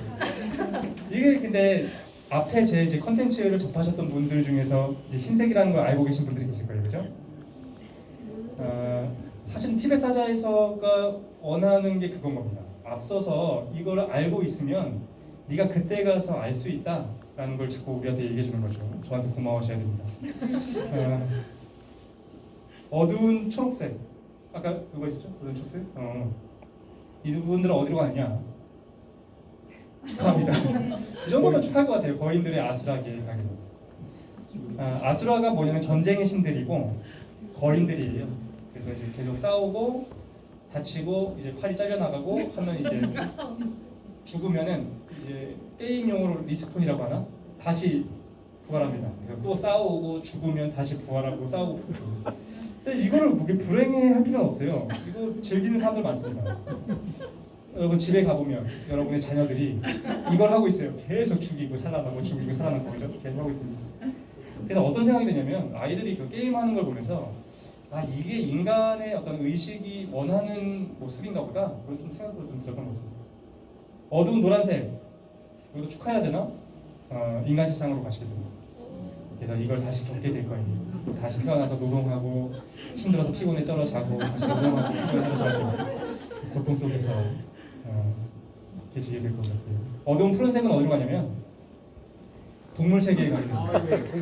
네, 이분들을 이제 파드마 삼바바가 제일 걱정하는 사람들이고 걱정하는 이유가 있어요. 왜냐하면 이거 티벳 사자에서를 접할 수 없다는 거예요. 이 동물들은 들을 귀가 없다라고 얘기합니다. 그러니까 소한테 가서 아무리 티벳 사자에서를 읽어줘봤자 듣지 못한다는 거죠. 그 방법에 대해서 알지 못하고 이 윤회계를 계속해서 돌게 된다라고 얘기하고 있습니다. 어두운 붉은색 3분 정도 계시네. 3분 정도 계셨는데 귀신들의 악귀입니다. 악귀는 뭐냐면 이제 목구멍이 굉장히 작은 귀신들이고 아무리 뭘 먹어도 먹지 못하고 허기져하는 귀신들입니다. 회색이 있었어요. 회색이 아쉽습니다. 이분들 지옥에 보낼 수 있었는데 되게 다행인 것 같아요. 여기 계셨던 분들은 이제 지옥을 피하셔가지고 축하드립니다. 그렇죠. 어쨌든 6개 알아봤고 너무 진지하게 생각하지 마세요. 이거 우리는 재미를 해본 거고 실제로는 내가 그걸 막 선택하고 그런 건 아니고 내 업보에 따라서 자연스럽게 하나의 빛으로 내가 물들게 된다라고 되어 있습니다.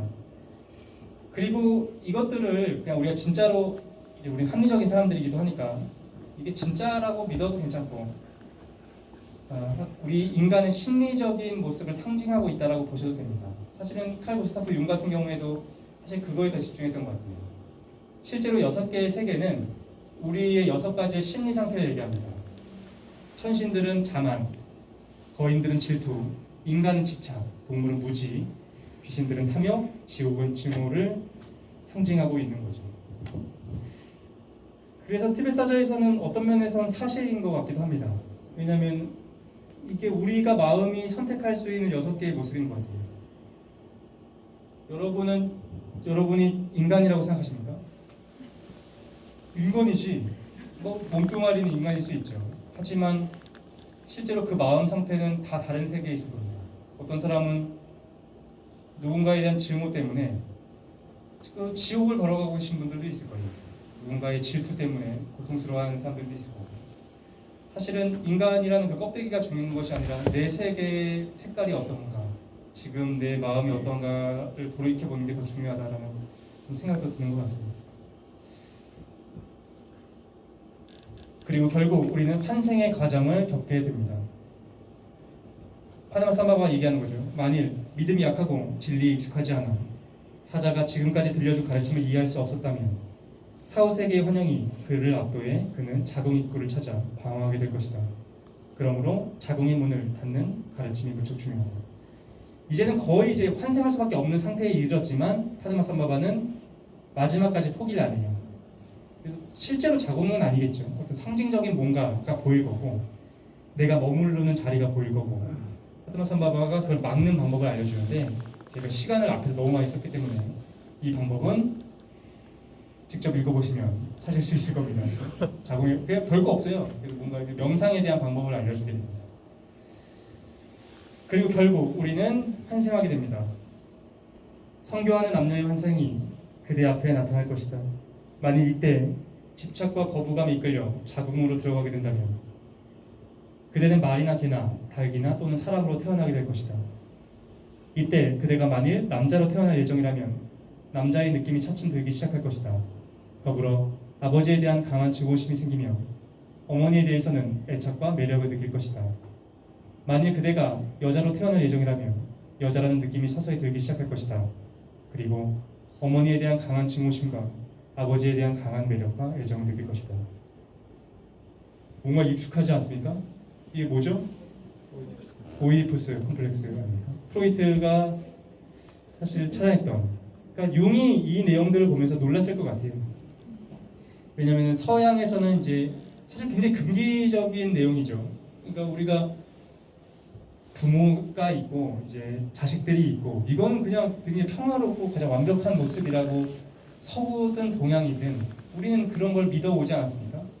근데 이제 프로이트가 이제 20세기에 이르러서야 비해서 뭐라고 얘기하냐면은 실제로 우리 마음 깊은 곳에 어떤 게 나와 있냐면 아버지에 대한 증오, 남자는 아버지에 대한 증오, 여자는 어머니에 대한 증오가 있다라는 것을 밝혀낸 거죠. 굉장히 문제가 많이 되지 않습니까? 그런데 융이 1200년 전에 책을 읽었을 때 그런 내용이 그냥 아무렇지도 않게 이미 나와 있는 거예요. 이게 정상적인 상태다라고. 그때 융이 봤을 충격이 굉장히 컸을 거라는 생각이 드는 거죠. 이걸 어떻게 알았을까? 라고 생각했겠죠. 그리고 이러한 감정이 원인이 되어, 사실 이런 부분이 중요해요. 내가 느꼈던 그 감정이 항상 원인이 되고 조건이 돼서 결과로 이어지게 된다는 거죠. 그대는 자궁 속으로의 길에 들어설 것이다. 그리고 정자와 난자가 결합하는 순간 최고의 환희를 체험하며 그 상태에서 무의식 속으로 기절해 버릴 것이다. 저는 이 부분도 굉장히 신기한 부분이었어요. 왜냐면 궁금했거든요. 이걸 어떻게 알았지? 라고 생각했어요. 정자와 난자가 만나는 걸 진짜 어떻게 알았어? 라는 생각이 들었습니다. 왜냐면 그 인간이라는 존재가 형성되는 데 있어서 어머니의 역할이 있다라는 걸 알게 된 것도 얼마 안 됐어요. 100년, 200년밖에 안 됐습니다. 서양이나 동양이나 둘 다 어떻게 생각했느냐? 어머니는 그냥 공간을 제공해 준다고 믿었어요. 그리고 모든 인간의 조건은 아버지한테 있고, 그리고 그것이 씨앗처럼 밭에 심어지면 그때 인간이 자란다고 생각했죠. 그래서 서양의 이제 그 르네상스 시대의 문서들을 보면 인간이 어떻게 나와 있냐면 작은 아버지 정액 속에 있는 작은 인간이라고 표현되어 있어요. 그러니까 이제 확대하면 그 정자가 어떤 거냐? 인간이 이제 씨앗처럼 웅크리고 있고 그것이 자란다고 생각했다는 거죠. 그런데 800년에 쓰여진 책에서는 정자와 난자라고 되어 있는 거죠. 그래서 궁금했어요. 이게 정자 난자라고는 안 되어 있을 거고. 그래서 원서를 찾아봤더니 아버지의 하얀 방울, 어머니의 빨간 방울이라고 되어 있다고요. 그래서 어쨌든 신기하죠. 이거 어떻게 알았을까? 좀 생각이 들었습니다. 그리고 환생. 우리는 이제 환생의 길에 들어서게 됐습니다. 결국 그대는 알 모양으로 또는 태아 상태 속에 갇혀 있는 자신을 발견할 것이다. 그리고 자궁에서 나와 눈을 뜨는 순간 자신이 한 마리 강아지로 변해 있는 사실을 발견할 것이다.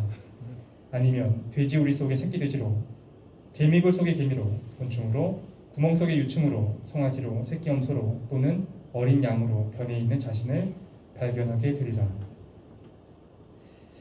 여기까지가 이제 티벳 사자에서에 대한 내용입니다. 저는 이걸 읽으면서 그런 생각을 했어요. 아, 내가 죽은 다음에 이런 과정을 거치겠구나 라는 느낌보다는 책을 읽고 나서는 어땠냐면은 아, 내가 이런 과정을 거쳐서 여기 왔구나 라는 생각을 많이 하게 됐습니다. 앞에 무엇인가가 있었겠지. 그리고 내가 다 이루지 못한 무엇인가가 있었기 때문에 내가 뭔가 이루고 싶은 그 마음이 있었기 때문에 그것이 원인이 돼서 여기 왔나 보다. 그래서 하필이면 옆 사람도 아니고 뒷 사람도 아니고 앞 사람도 아니고 최 사장이라는 몸뚱이를 갖고서 여기 왔나 보다 라는 생각을 하게 됐습니다. 그리고 그런 생각이 들어요. 뭔가 원하는 게 있었겠지. 뭔가 보고자 했던 것, 이루고 싶었던 그 마음의 동요가 있었겠지. 근데 그것이 뭘까를 가끔 생각하게 됩니다. 뭔가 아름다운 장면을 만나거나 아니면 의미 있는 순간을 접할 때마다 혹시 이것 때문이었나? 라는 생각을 어느 순간부터 하게 됐던 것 같아요. 혹시 이것 때문에 내가 여기 왔나? 혹시 이것 때문인가? 우리는 오늘 주제가 있었습니다. 오늘 주제는 티벳 사자에서가 아니었어요. 티벳 사자에서는 하나의 소재였고 오늘의 주제는 이걸 어떻게 살 것인가? 어떻게 살아야 할 것인가에 대한 거였습니다. 그리고 제가 이렇게 말씀드렸죠. 우리의 삶을 바꾸는 것, 우리가 어떤 삶의 모습을 취할 것인지를 결정하는 것은 나의 의지가 아니다 하는 거죠. 그거는 세계관입니다. 내가 밟고 있는 세계관이 나의 삶의 모습을 만들게 될 거예요. 제가 티벳 사자에서라는 세계에 발딛고 있으면서 이 삶에서 만나는 순간들의 각각의 의미에 대해서 부여하고 이것이 내가 온 목적인가를 생각했던 것처럼 어떤 세계에 발딛고 있는지에 따라서 우리는 삶의 태도가 달라질 거라는 생각이 듭니다. 여러분은 어떤 세계에 발딛고 계신지 사실 궁금합니다. 그것도 괜찮은 것 같아요. 내가 발딛고 있는 세상이 이게 팩트지, 이게 진짜야 라는 믿음을 계속해서 유지하면서 그 세계를 가꾸고 다듬고 그 안에서 편안함을 느끼는 것도 괜찮은 삶이라는 생각이 듭니다. 하지만 아쉽기도 하잖아요. 그 세계 안에서 세계라는 거는 내가 디딜 수 있는 공간인 동시에 감옥이라는 생각도 듭니다. 울타리이고 우리가 조금만 관심을 갖거나 용기를 내면은 그 울타리 밖에 또 다른 세계가 있다는 것을 볼 수도 있지 않겠습니까? 그러면 내 삶의 모습도 좀 달라질 수 있지 않을까 라는 생각이 들었습니다. 나는 어떻게 살아야 하는가? 티벳 사자에서 말하는 것처럼 내가 수많은 탄생과 죽음을 거쳐서 다시 이곳에 온 존재라면 그때는 내가 어떻게 살아야 될 것인가에 대해서 생각해 보는 거예요. 저는 무수히 많은 아이들의 엄마였겠죠. 그리고 어느 곳에서는 평생 자유가 뭔지 모르면서 갇혀있는 가축이었을 수도 있고 아니면 높은 신분에서 자만심에 가득했던 어떤 고관이었을 수도 있고 노예였을 수도 있고 무수히 많은 삶을 거쳐서 왔을 겁니다. 그리고 여기까지 온 거겠죠. 만약에 무수히 많은 삶을 지겹도록 거쳐가지고 내가 이곳에 온 것이라고 한다면 이제부터는 어떻게 살아야 될 것인가, 이 삶을 내가 어떻게 받아들여야 될 것인가 생각해보는 것 같습니다. 여기까지가 제가 준비한 오늘 강연의 전부이고 시간을 너무 많이 잡은 거죠, 그죠? 그래서 나머지 시간은 좀 질의응답 받으면서 마무리해볼까 합니다. 질문은 강연과 관련된 것도 괜찮고요. 아니면 뭐 제 책이나 방송이나 그런 거에 관련된 것도 괜찮고 뭐 아무거나 또 받겠습니다. 비트코인의 미래 트럼프는 승복할 것인가 말도 안 되는 얘기 해보도록 하겠습니다. 혹시 질문 있으신가요?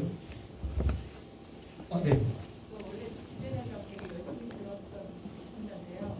지금 안 하신 좀 되셨잖아요. 다시 계획이 있으신가요? 마이크가 아마 안 돼서 마이크 되나요 이제? 듣기 들었습니다. 네. 네, 애청자였어요. 지대협약 책도 좀 읽고 했는데 사실은 되게 아쉬워요. 그런 컨텐츠가 사실은 많지 않더라고요. 그래서 다시 하실 계획이 있으신지 그 전에 하셨던 그 멤버들의 그 해박한 이야기가 사실 듣고 싶어서 그게 제일 궁금합니다. 네, 질문 감사합니다. 지난해 팟캐스트가 끝난 지가 벌써 3년이 넘어가고 있죠. 지금. 그래서 반대로 이런 생각도 하는 것 같아요. 만약에 평생을 4명이 같이 한다. 그게 더 이상한 것 같다는 좀 생각도 듭니다. 그걸 왜 굳이 4명이서 평생을 같이 해야 되나 생각도 들고 각각의 삶의 방향이 있는 거고 언젠가 인연이 되거나 아니면 어떤 상황에 빨리 조건이 형성되면 같이 할 수도 있겠죠. 근데 아직까지 의지를 갖고 만들어내는 어떤 작업은 없고 천천히 가다 보면은 여러 가지 상황들이 발생할 것 같긴 합니다. 근데 아직 구체적인 계획은 따로 없습니다. 그리고 팟캐스트라는 미디어 자체가 굉장히 빠르게 올드해진 것 같아요. 그래서 팟캐스트로 돌아가는 것도 이게 괜찮은 건가? 왜냐면 그건 하나의 그냥 미디어고 수단이지 않습니까? 괜찮은 이제 플랫폼이나 미디어가 등장하면 어차피 목적은 소통에 있는 거니까 더 적절한 플랫폼을 찾아서 그 플랫폼의 양식에 맞는 모습으로 다가가게 될 것 같습니다. 또 다른 질문 있으십니까? 네.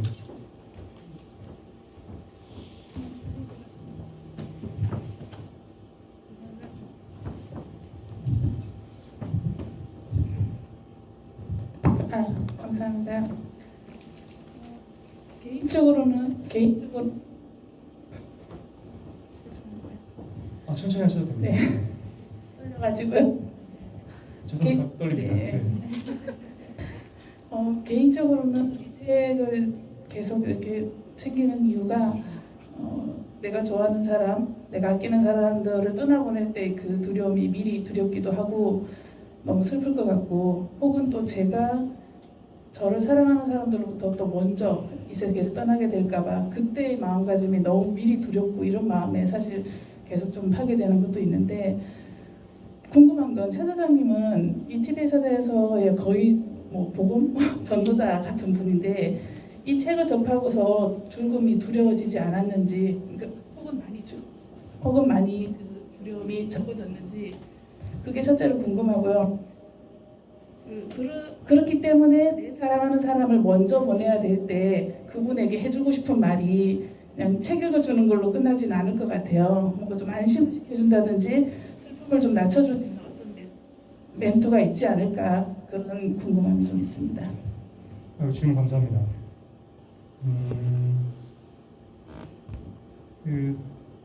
TBS 사자에서 이거보다 말씀드려요. TBS 사자에서 넌 믿고 있느냐? 아까 말씀드렸던 처음에 말씀드렸던 내용인데 이게 믿음과 사실의 그 경계선에 있습니다. 저에게 있어서는 모든 책이 그런 것 같아요. 어떤 책 때문에 영향을 받는 경우는 별로 없는 것 같습니다. 내가 고민하고 이거에 대한 실마리를 풀기 위한 고민을 하고 있는 중에 행운처럼 어떤 텍스트를 만나게 됐을 때 뭐야 이렇게 풀었구나를 알게 됐을 때 그 책이 나의 책이 된다는 생각이 들거든요. 그러니까 TBS 사자에서가 그랬어요. 그러니까 저는 이제 서양 철학을 했고 개인적으로 이제 의식에 대한 문제에 관심이 많았고 서양 철학의 특징이 있습니다. 뭐 하면 할수록 꼬이게 돼요. 계속 너무 디테일해지고 그리고 나중에는 제가 잘 공부를 마저 하지 않았기 때문에 그럴 수도 있는데 한심해 보이기도 했습니다. 저희 모습도 마찬가지고 서구 철학에서의 답 없음에 대한 찬미도 그랬고 그 가운데서 이제 공부를 마친 다음에 공부를 이제 마친 게 아니죠. 공부를 포기한 다음에 이제 사회생활을 하고 우연히 이제 인도나 동양 철학에 대한 것들을 좀 보게 되면서 흥미로웠어요. 왜냐면 그 전까지는 야 동양은 옛날 거고 막 이렇게 무시했었는데 제가 고민했었던 모든 사항이 너무나 명쾌하게 답부터 주어진 겁니다. 그러니까 서양 철학은 저한테 있어서는 어떻게 느껴지냐면 질문을 쌓고 쌓는 그런 느낌이었는데 인도나 동양에서는 너무 빨리 답을 주어주는 거예요. 질문이 있기도 전에 답부터 주어진 겁니다. 그러니까 질문이 없는 사람은 그게 유티지가 않는다는 생각이 들었어요. 근데 이제 어느 순간 질문이 쌓인 상태에서 답을 들었을 때 그 명쾌함이 있었거든요. 사실 티벳 사자에서 죽음 이후의 그 과정들을 나타낸 거는 저한테 큰 감흥이 별로 없었습니다. 그런데 제가 알고 있었던 개념들에 대한 정리가 너무나 의식의 상태, 의식의 모습이 어떻게 구분될 수 있는가, 아니면은 또 세계의 본질은 무엇인가, 이런 거에 대한 그 답변에서 감동했던 것 같아요. 아, 이렇게 풀어냈구나.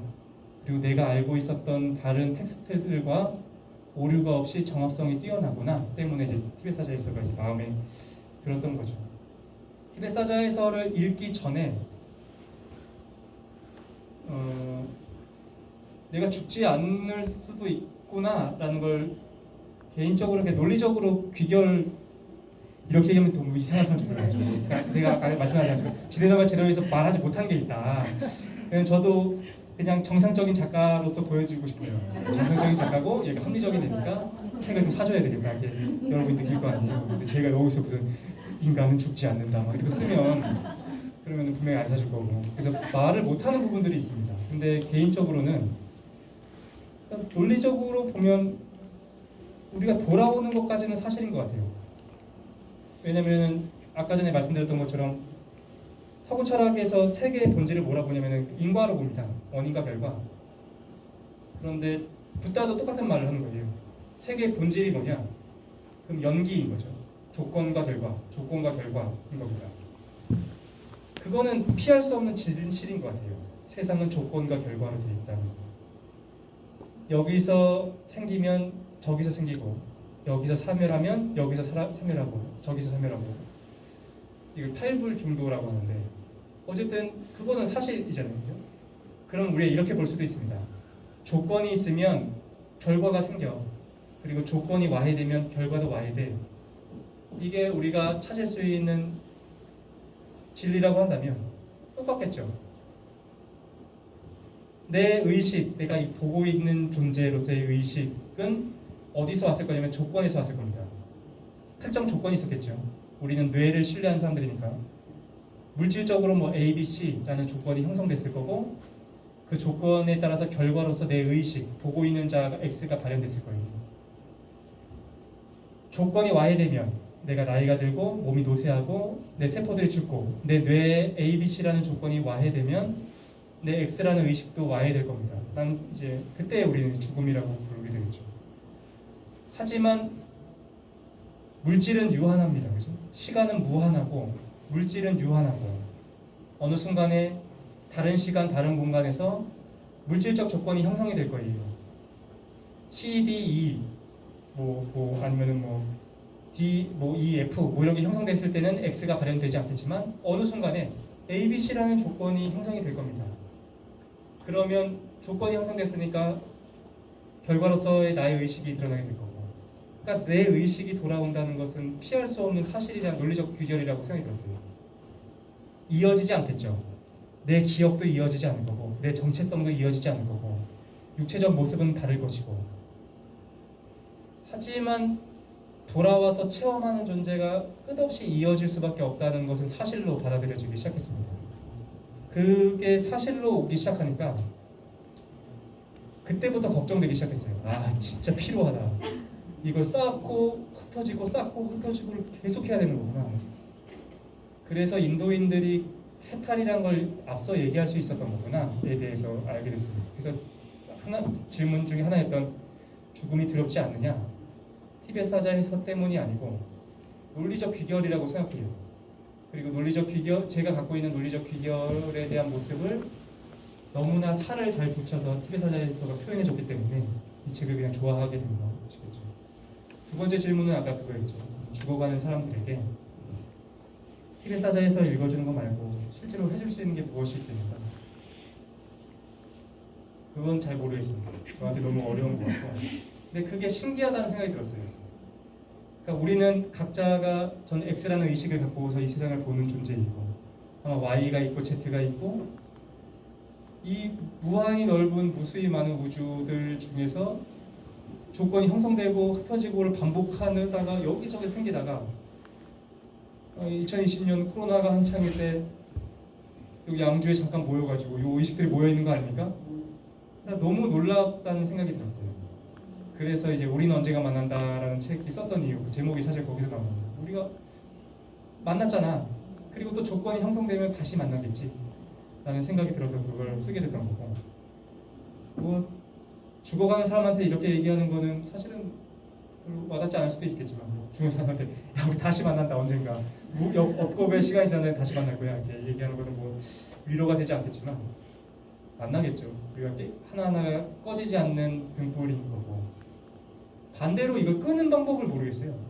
어떻게 이걸 멈출 수 있는지가 더 어려운 거고, 우리는 무한의 시간 동안 무한히 켜지는 등불일 거고, 우주는 제한돼 있고 만나보죠. 만나고 다시 만나고 반복할 것 같습니다. 그래서 아쉬워할 필요는 있지 않겠는가? 라고 말은 하지만 실제로는 이제 가까운 사람이 죽으면 막 울고불고 슬퍼할 거지만 그렇게 이론적으로는 생각이 듭니다. 또 혹시 질문 있으십니까? 네.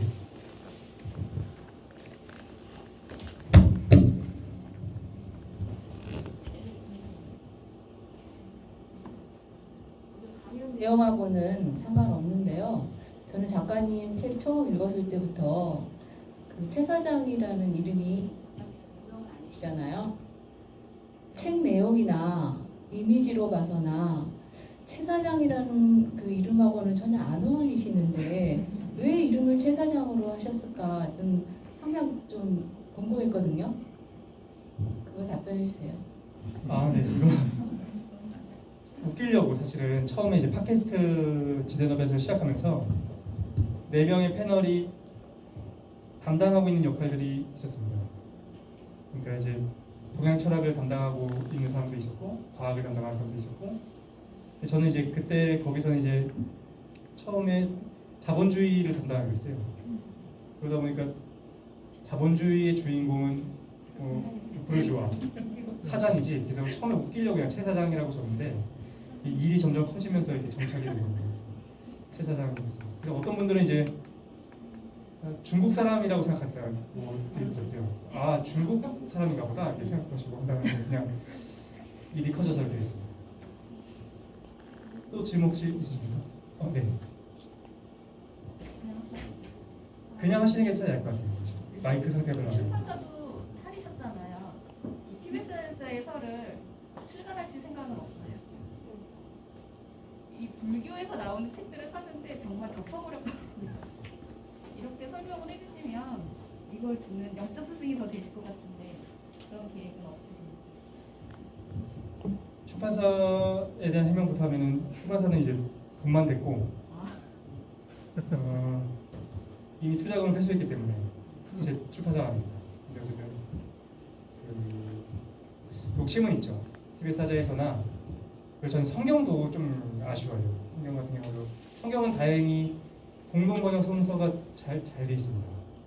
그래서 사실 이제 그 공동 번역 성서 얘기를 하면 좀 아쉬움도 많이 나는데, 아마 70년대 아마 번역이 됐을 거예요. 개신교랑 카톨릭이 처음으로 이제 그 어휘를 좀 일치시키자 뜻을 모아가지고 만들었던 공동 번역 성서고, 갖고 계신 분들은 저보다 더 잘 알고 계신 분들 많이 계실 거고. 그런데 이제 둘 다 지금은 사용 안 하죠. 일부에서는 권위적이지 않다. 너무 이제 구어체로 돼 있다. 또 그다음에 이제 너무 의역이 돼 있다. 뭐 여러 가지 문제도 많았지만 그럼에도 불구하고 저는 그나마 읽을 수 있는 성경이라는 생각이 들거든요. 왜냐면 예수님이 막 이렇게 말씀하시지 않았어요. 무슨 뭐 고어를 사용하시고 문어체를 사용하지는 않으셨을 거 아니에요. 이제 뭐 어부들이나 아니 가난한 사람들 대상으로 말씀하셨을 텐데 구어로 돼 있지 않겠습니까? 근데 그것이 권위적이지 않다는 이유를 사용하지 않는 것도 이상하다는 생각이 들고, 어제 성경은 이제 성경도 좀 아쉬움이 남는 거예요. 그래서 구어적이고 좀 편하게 써 있는 게 읽으면 더 좋을 텐데, 불교도 좀 마찬가지입니다. 불교가 담고 있는 진리는 놀랍다는 생각을 많이 하거든요. 좀 불교, 아까 말씀드린 것처럼 불교랑 사상이 맞는 것도 아니고, 불교에서는 이제 무아를 얘기하지만 인도 사상은 그 아트만 진화를 얘기하죠. 저는 진화 쪽에 더 가깝습니다. 저는 우파니샤드에 더 가까워요. 그러니까 불교도랑은 정말 척을 절 수밖에 없는, 하지만 불교 철학이 굉장히 매력적이고 놀랍다고 생각이 들거든요. 그러니까 성경은 이야기죠. 서사 구조로 돼 있고 감동을 주고. 그런데 부처님의 말씀들을 보면 니까야나 아함경 같은 것들을 뭐 제가 뭐 깊이 있게 공부한 건 아니지만 한 철학서로 되어 있습니다. 논리적이고 철학적인 논리적인 거. 막상 그것이 구어적으로 현대인의 감성에 맞게끔 제가 티베트 사자에 대해서 방금 얘기했던 것처럼 설명을 해준다면 젊은 사람이든 누가 됐든 야 이런 내용이 있었구나 좋아하는 사람이 많을 것 같아요. 너무 어렵게 되어 있습니다. 그래서 좀 아쉬움이 남는데 그래서 욕심은 있죠. 이거 좀 제대로 번역을 해봐야 되겠다. 그런데 게을러서 할 수 있을지 잘 모르겠습니다. 시간은 길고 앞으로 살 날도 많이 남아 있으니까 제가 좀 역량이 더 되고 이거를 티베트 사자에서가 영어로 번역됐다고 해서 영어로 번역되어 있는 걸 한글로 다시 번역하는 거는 의미가 없을 것 같아요.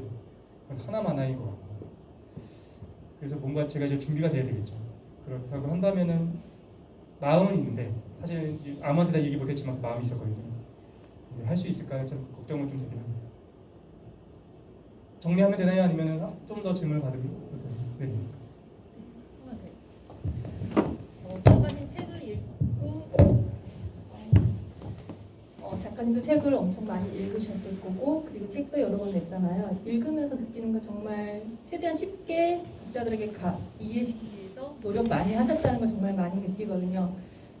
작가님이 그동안에 정말 옳다고 믿는 강한 신념이 분명히 자리할 것인데 이게 다른 분들하고 주변에서 만났을 때 상대방을 잘 내 이론에 맞게 설득을 시키는 편인지 아니면 오픈마인드로 어떤 의견이든 다 수용해서 이해하려고 노력하는 편인지 그거에 대해서 어떤 갈등이라든가 힘든 점은 혹시 없는지 궁금합니다.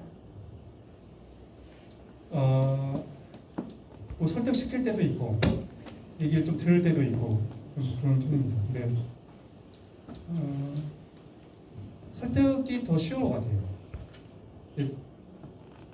예전에 제가 한번 방송에서 얘기한 적이 있어가지고 아시는 분도 아실 텐데 설득이 생각보다 쉽습니다. 설득의 요령을 지금부터 말씀드리면 우리가 오해하고 있는 게 하나 있어요. 뭘 오해하느냐? 내가 논리적으로 굉장히 타당하고 말을 굉장히 잘하고 그래서 저 사람이 말하고 있는 그 어떤 근거의 어떤 오점들, 약점들을 물고 늘어뜨려서 그를 무너뜨리면 저 사람을 설득할 수 있을 거라는 생각을 하는데 절대 그렇지 않습니다. 인간은 생각보다 비이성적이에요. 감정적인 부분이고 내 주장이 아무리 공격을 받았다 해도 그 얘기한 게 사실과 달라 아무리 얘기해도 설득되지 않습니다. 설득은 그렇게 하는 게 아니고 저는 그 세뇌의 방법이 가장 좋다고 생각해요. 그래서 이제 얘기하는 거죠. 그래서 얘기해서 야 이거 죽은다, 야 우리 안 죽을 수도 있을 것 같아. 그래서 막 조건이 형성되고 막 이런 얘기 하는 거죠. 그러면 이 사람이 말도 안 되는 소리를 하고 있어요. 지금이 뭐 막 하지 않습니까? 그러면 그래 그럴 수도 있지 하고 넘어가는 겁니다. 그리고 한 보름 정도 있다가 다시 얘기하는 거예요. 근데 안 죽을 수도 있을 것 같아. 인간의 의식이라는 게 얘기하면 그때도 말도 안 되는 소리 하면 그래 맞는 말인 것 같아. 그리고 한 보름 있다 또 하고 한 달 있다 또 하고 한 2년 정도만 하면 그 사람이 다른 곳에 가서 그런 얘기를 합니다. 야, 인간이 안 죽을 수도 있을 것 같아. 저는 그게 노력이 필요하다는 생각이 들거든요. 뭔가 설득을 할 때 계속 얘기하면 됩니다. 그리고 그 사람이 반박하면 그 반박에 받아주면 되죠. 그리고 계속해서 설득해 나가면 노력인 것 같아요. 그러면 설득하기 참 쉽다라는 생각이 들어가지고 그렇게 설득을 하고 있는 편입니다. 근데 이제 반대로 제가 이제 사람들의 얘기를 듣긴 듣는데 사람들은 그런 노력을 안 하더라고요. 얘기를 했다가 반박을 하면 이제 그렇게 하게 되고 그게 그래서 어쩔 수 없이 이제 설득을 더 많이 하게 되는 편이고 저는 이제 노력할 준비가 돼 있거든요. 귀에서 피가 날 때까지 얘기할 준비가 되기 때문에 설득을 더 많이 하고 있습니다. 됐나요? 마지막으로 한 번만 더 하고서 이제 집에 보내드리겠습니다. 네.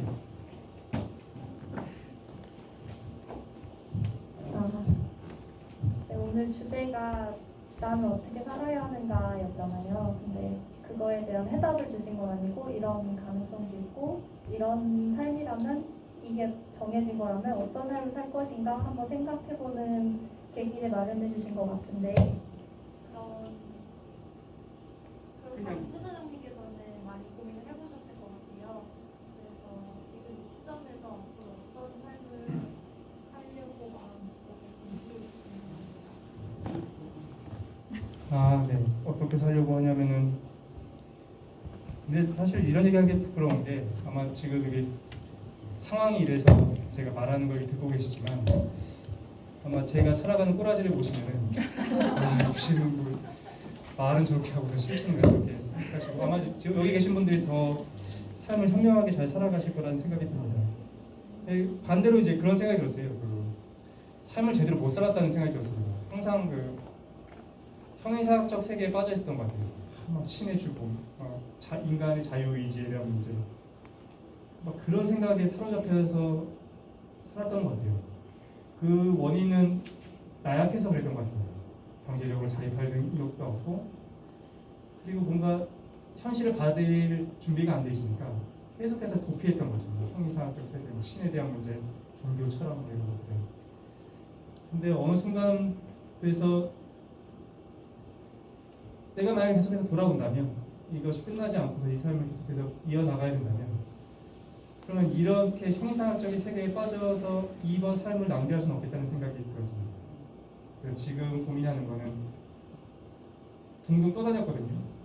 그냥 둥둥 떠다녀 대지에 발붙이지 못하고 둥둥 떠다녔기 때문에 이제라도 좀 현실을 살아가야 되겠다는 생각이 듭니다. 대지에 발을 붙이고 변화하는 것들을 좀 보고, 그리고 사랑하는 사람을 계속해서 만나고, 계절이 바뀌는 것도 보고, 맛있는 것도 좀 먹고, 그렇게 지내야 되겠다라는 생각을 지금은 하고 있어요. 그래서 지금 형이상학적 세계 얘기는 좀 생각은 그만두고 현실을 좀 살아가야 되겠다, 그런 생각을 갖고 있습니다. 그래서 언젠가 아마 여기 계신 분들은 저보다 더 균형 잡힌 삶을 살아오셨을 것 같아요. 여기 모이신 정도면 이제 인문학에 관련된 관심도 막 크실 거고, 하지만 동시에 그 어떤 나약함에서부터 벗어나서 내가 챙겨야 되는 사람들을 챙기고 사회에 주어진 일들을 하고 의무를 다하면서 걸어오신 분들이라는 생각이 듭니다. 사실 저는 그게 못했거든요. 그래서 언젠가 또 기회가 되면, 오늘은 어쩔 수 없이 제가 뭔가를 아는 사람처럼 일방적으로 말씀을 드렸지만, 나중에는 여러분이 삶 안에서, 현실 안에서 실제로 뭘 배우셨고 뭘 깨달으셨는지를 제가 들을 수 있는 시간이 왔으면 좋겠습니다. 강연은 여기서 마치겠습니다. 감사합니다.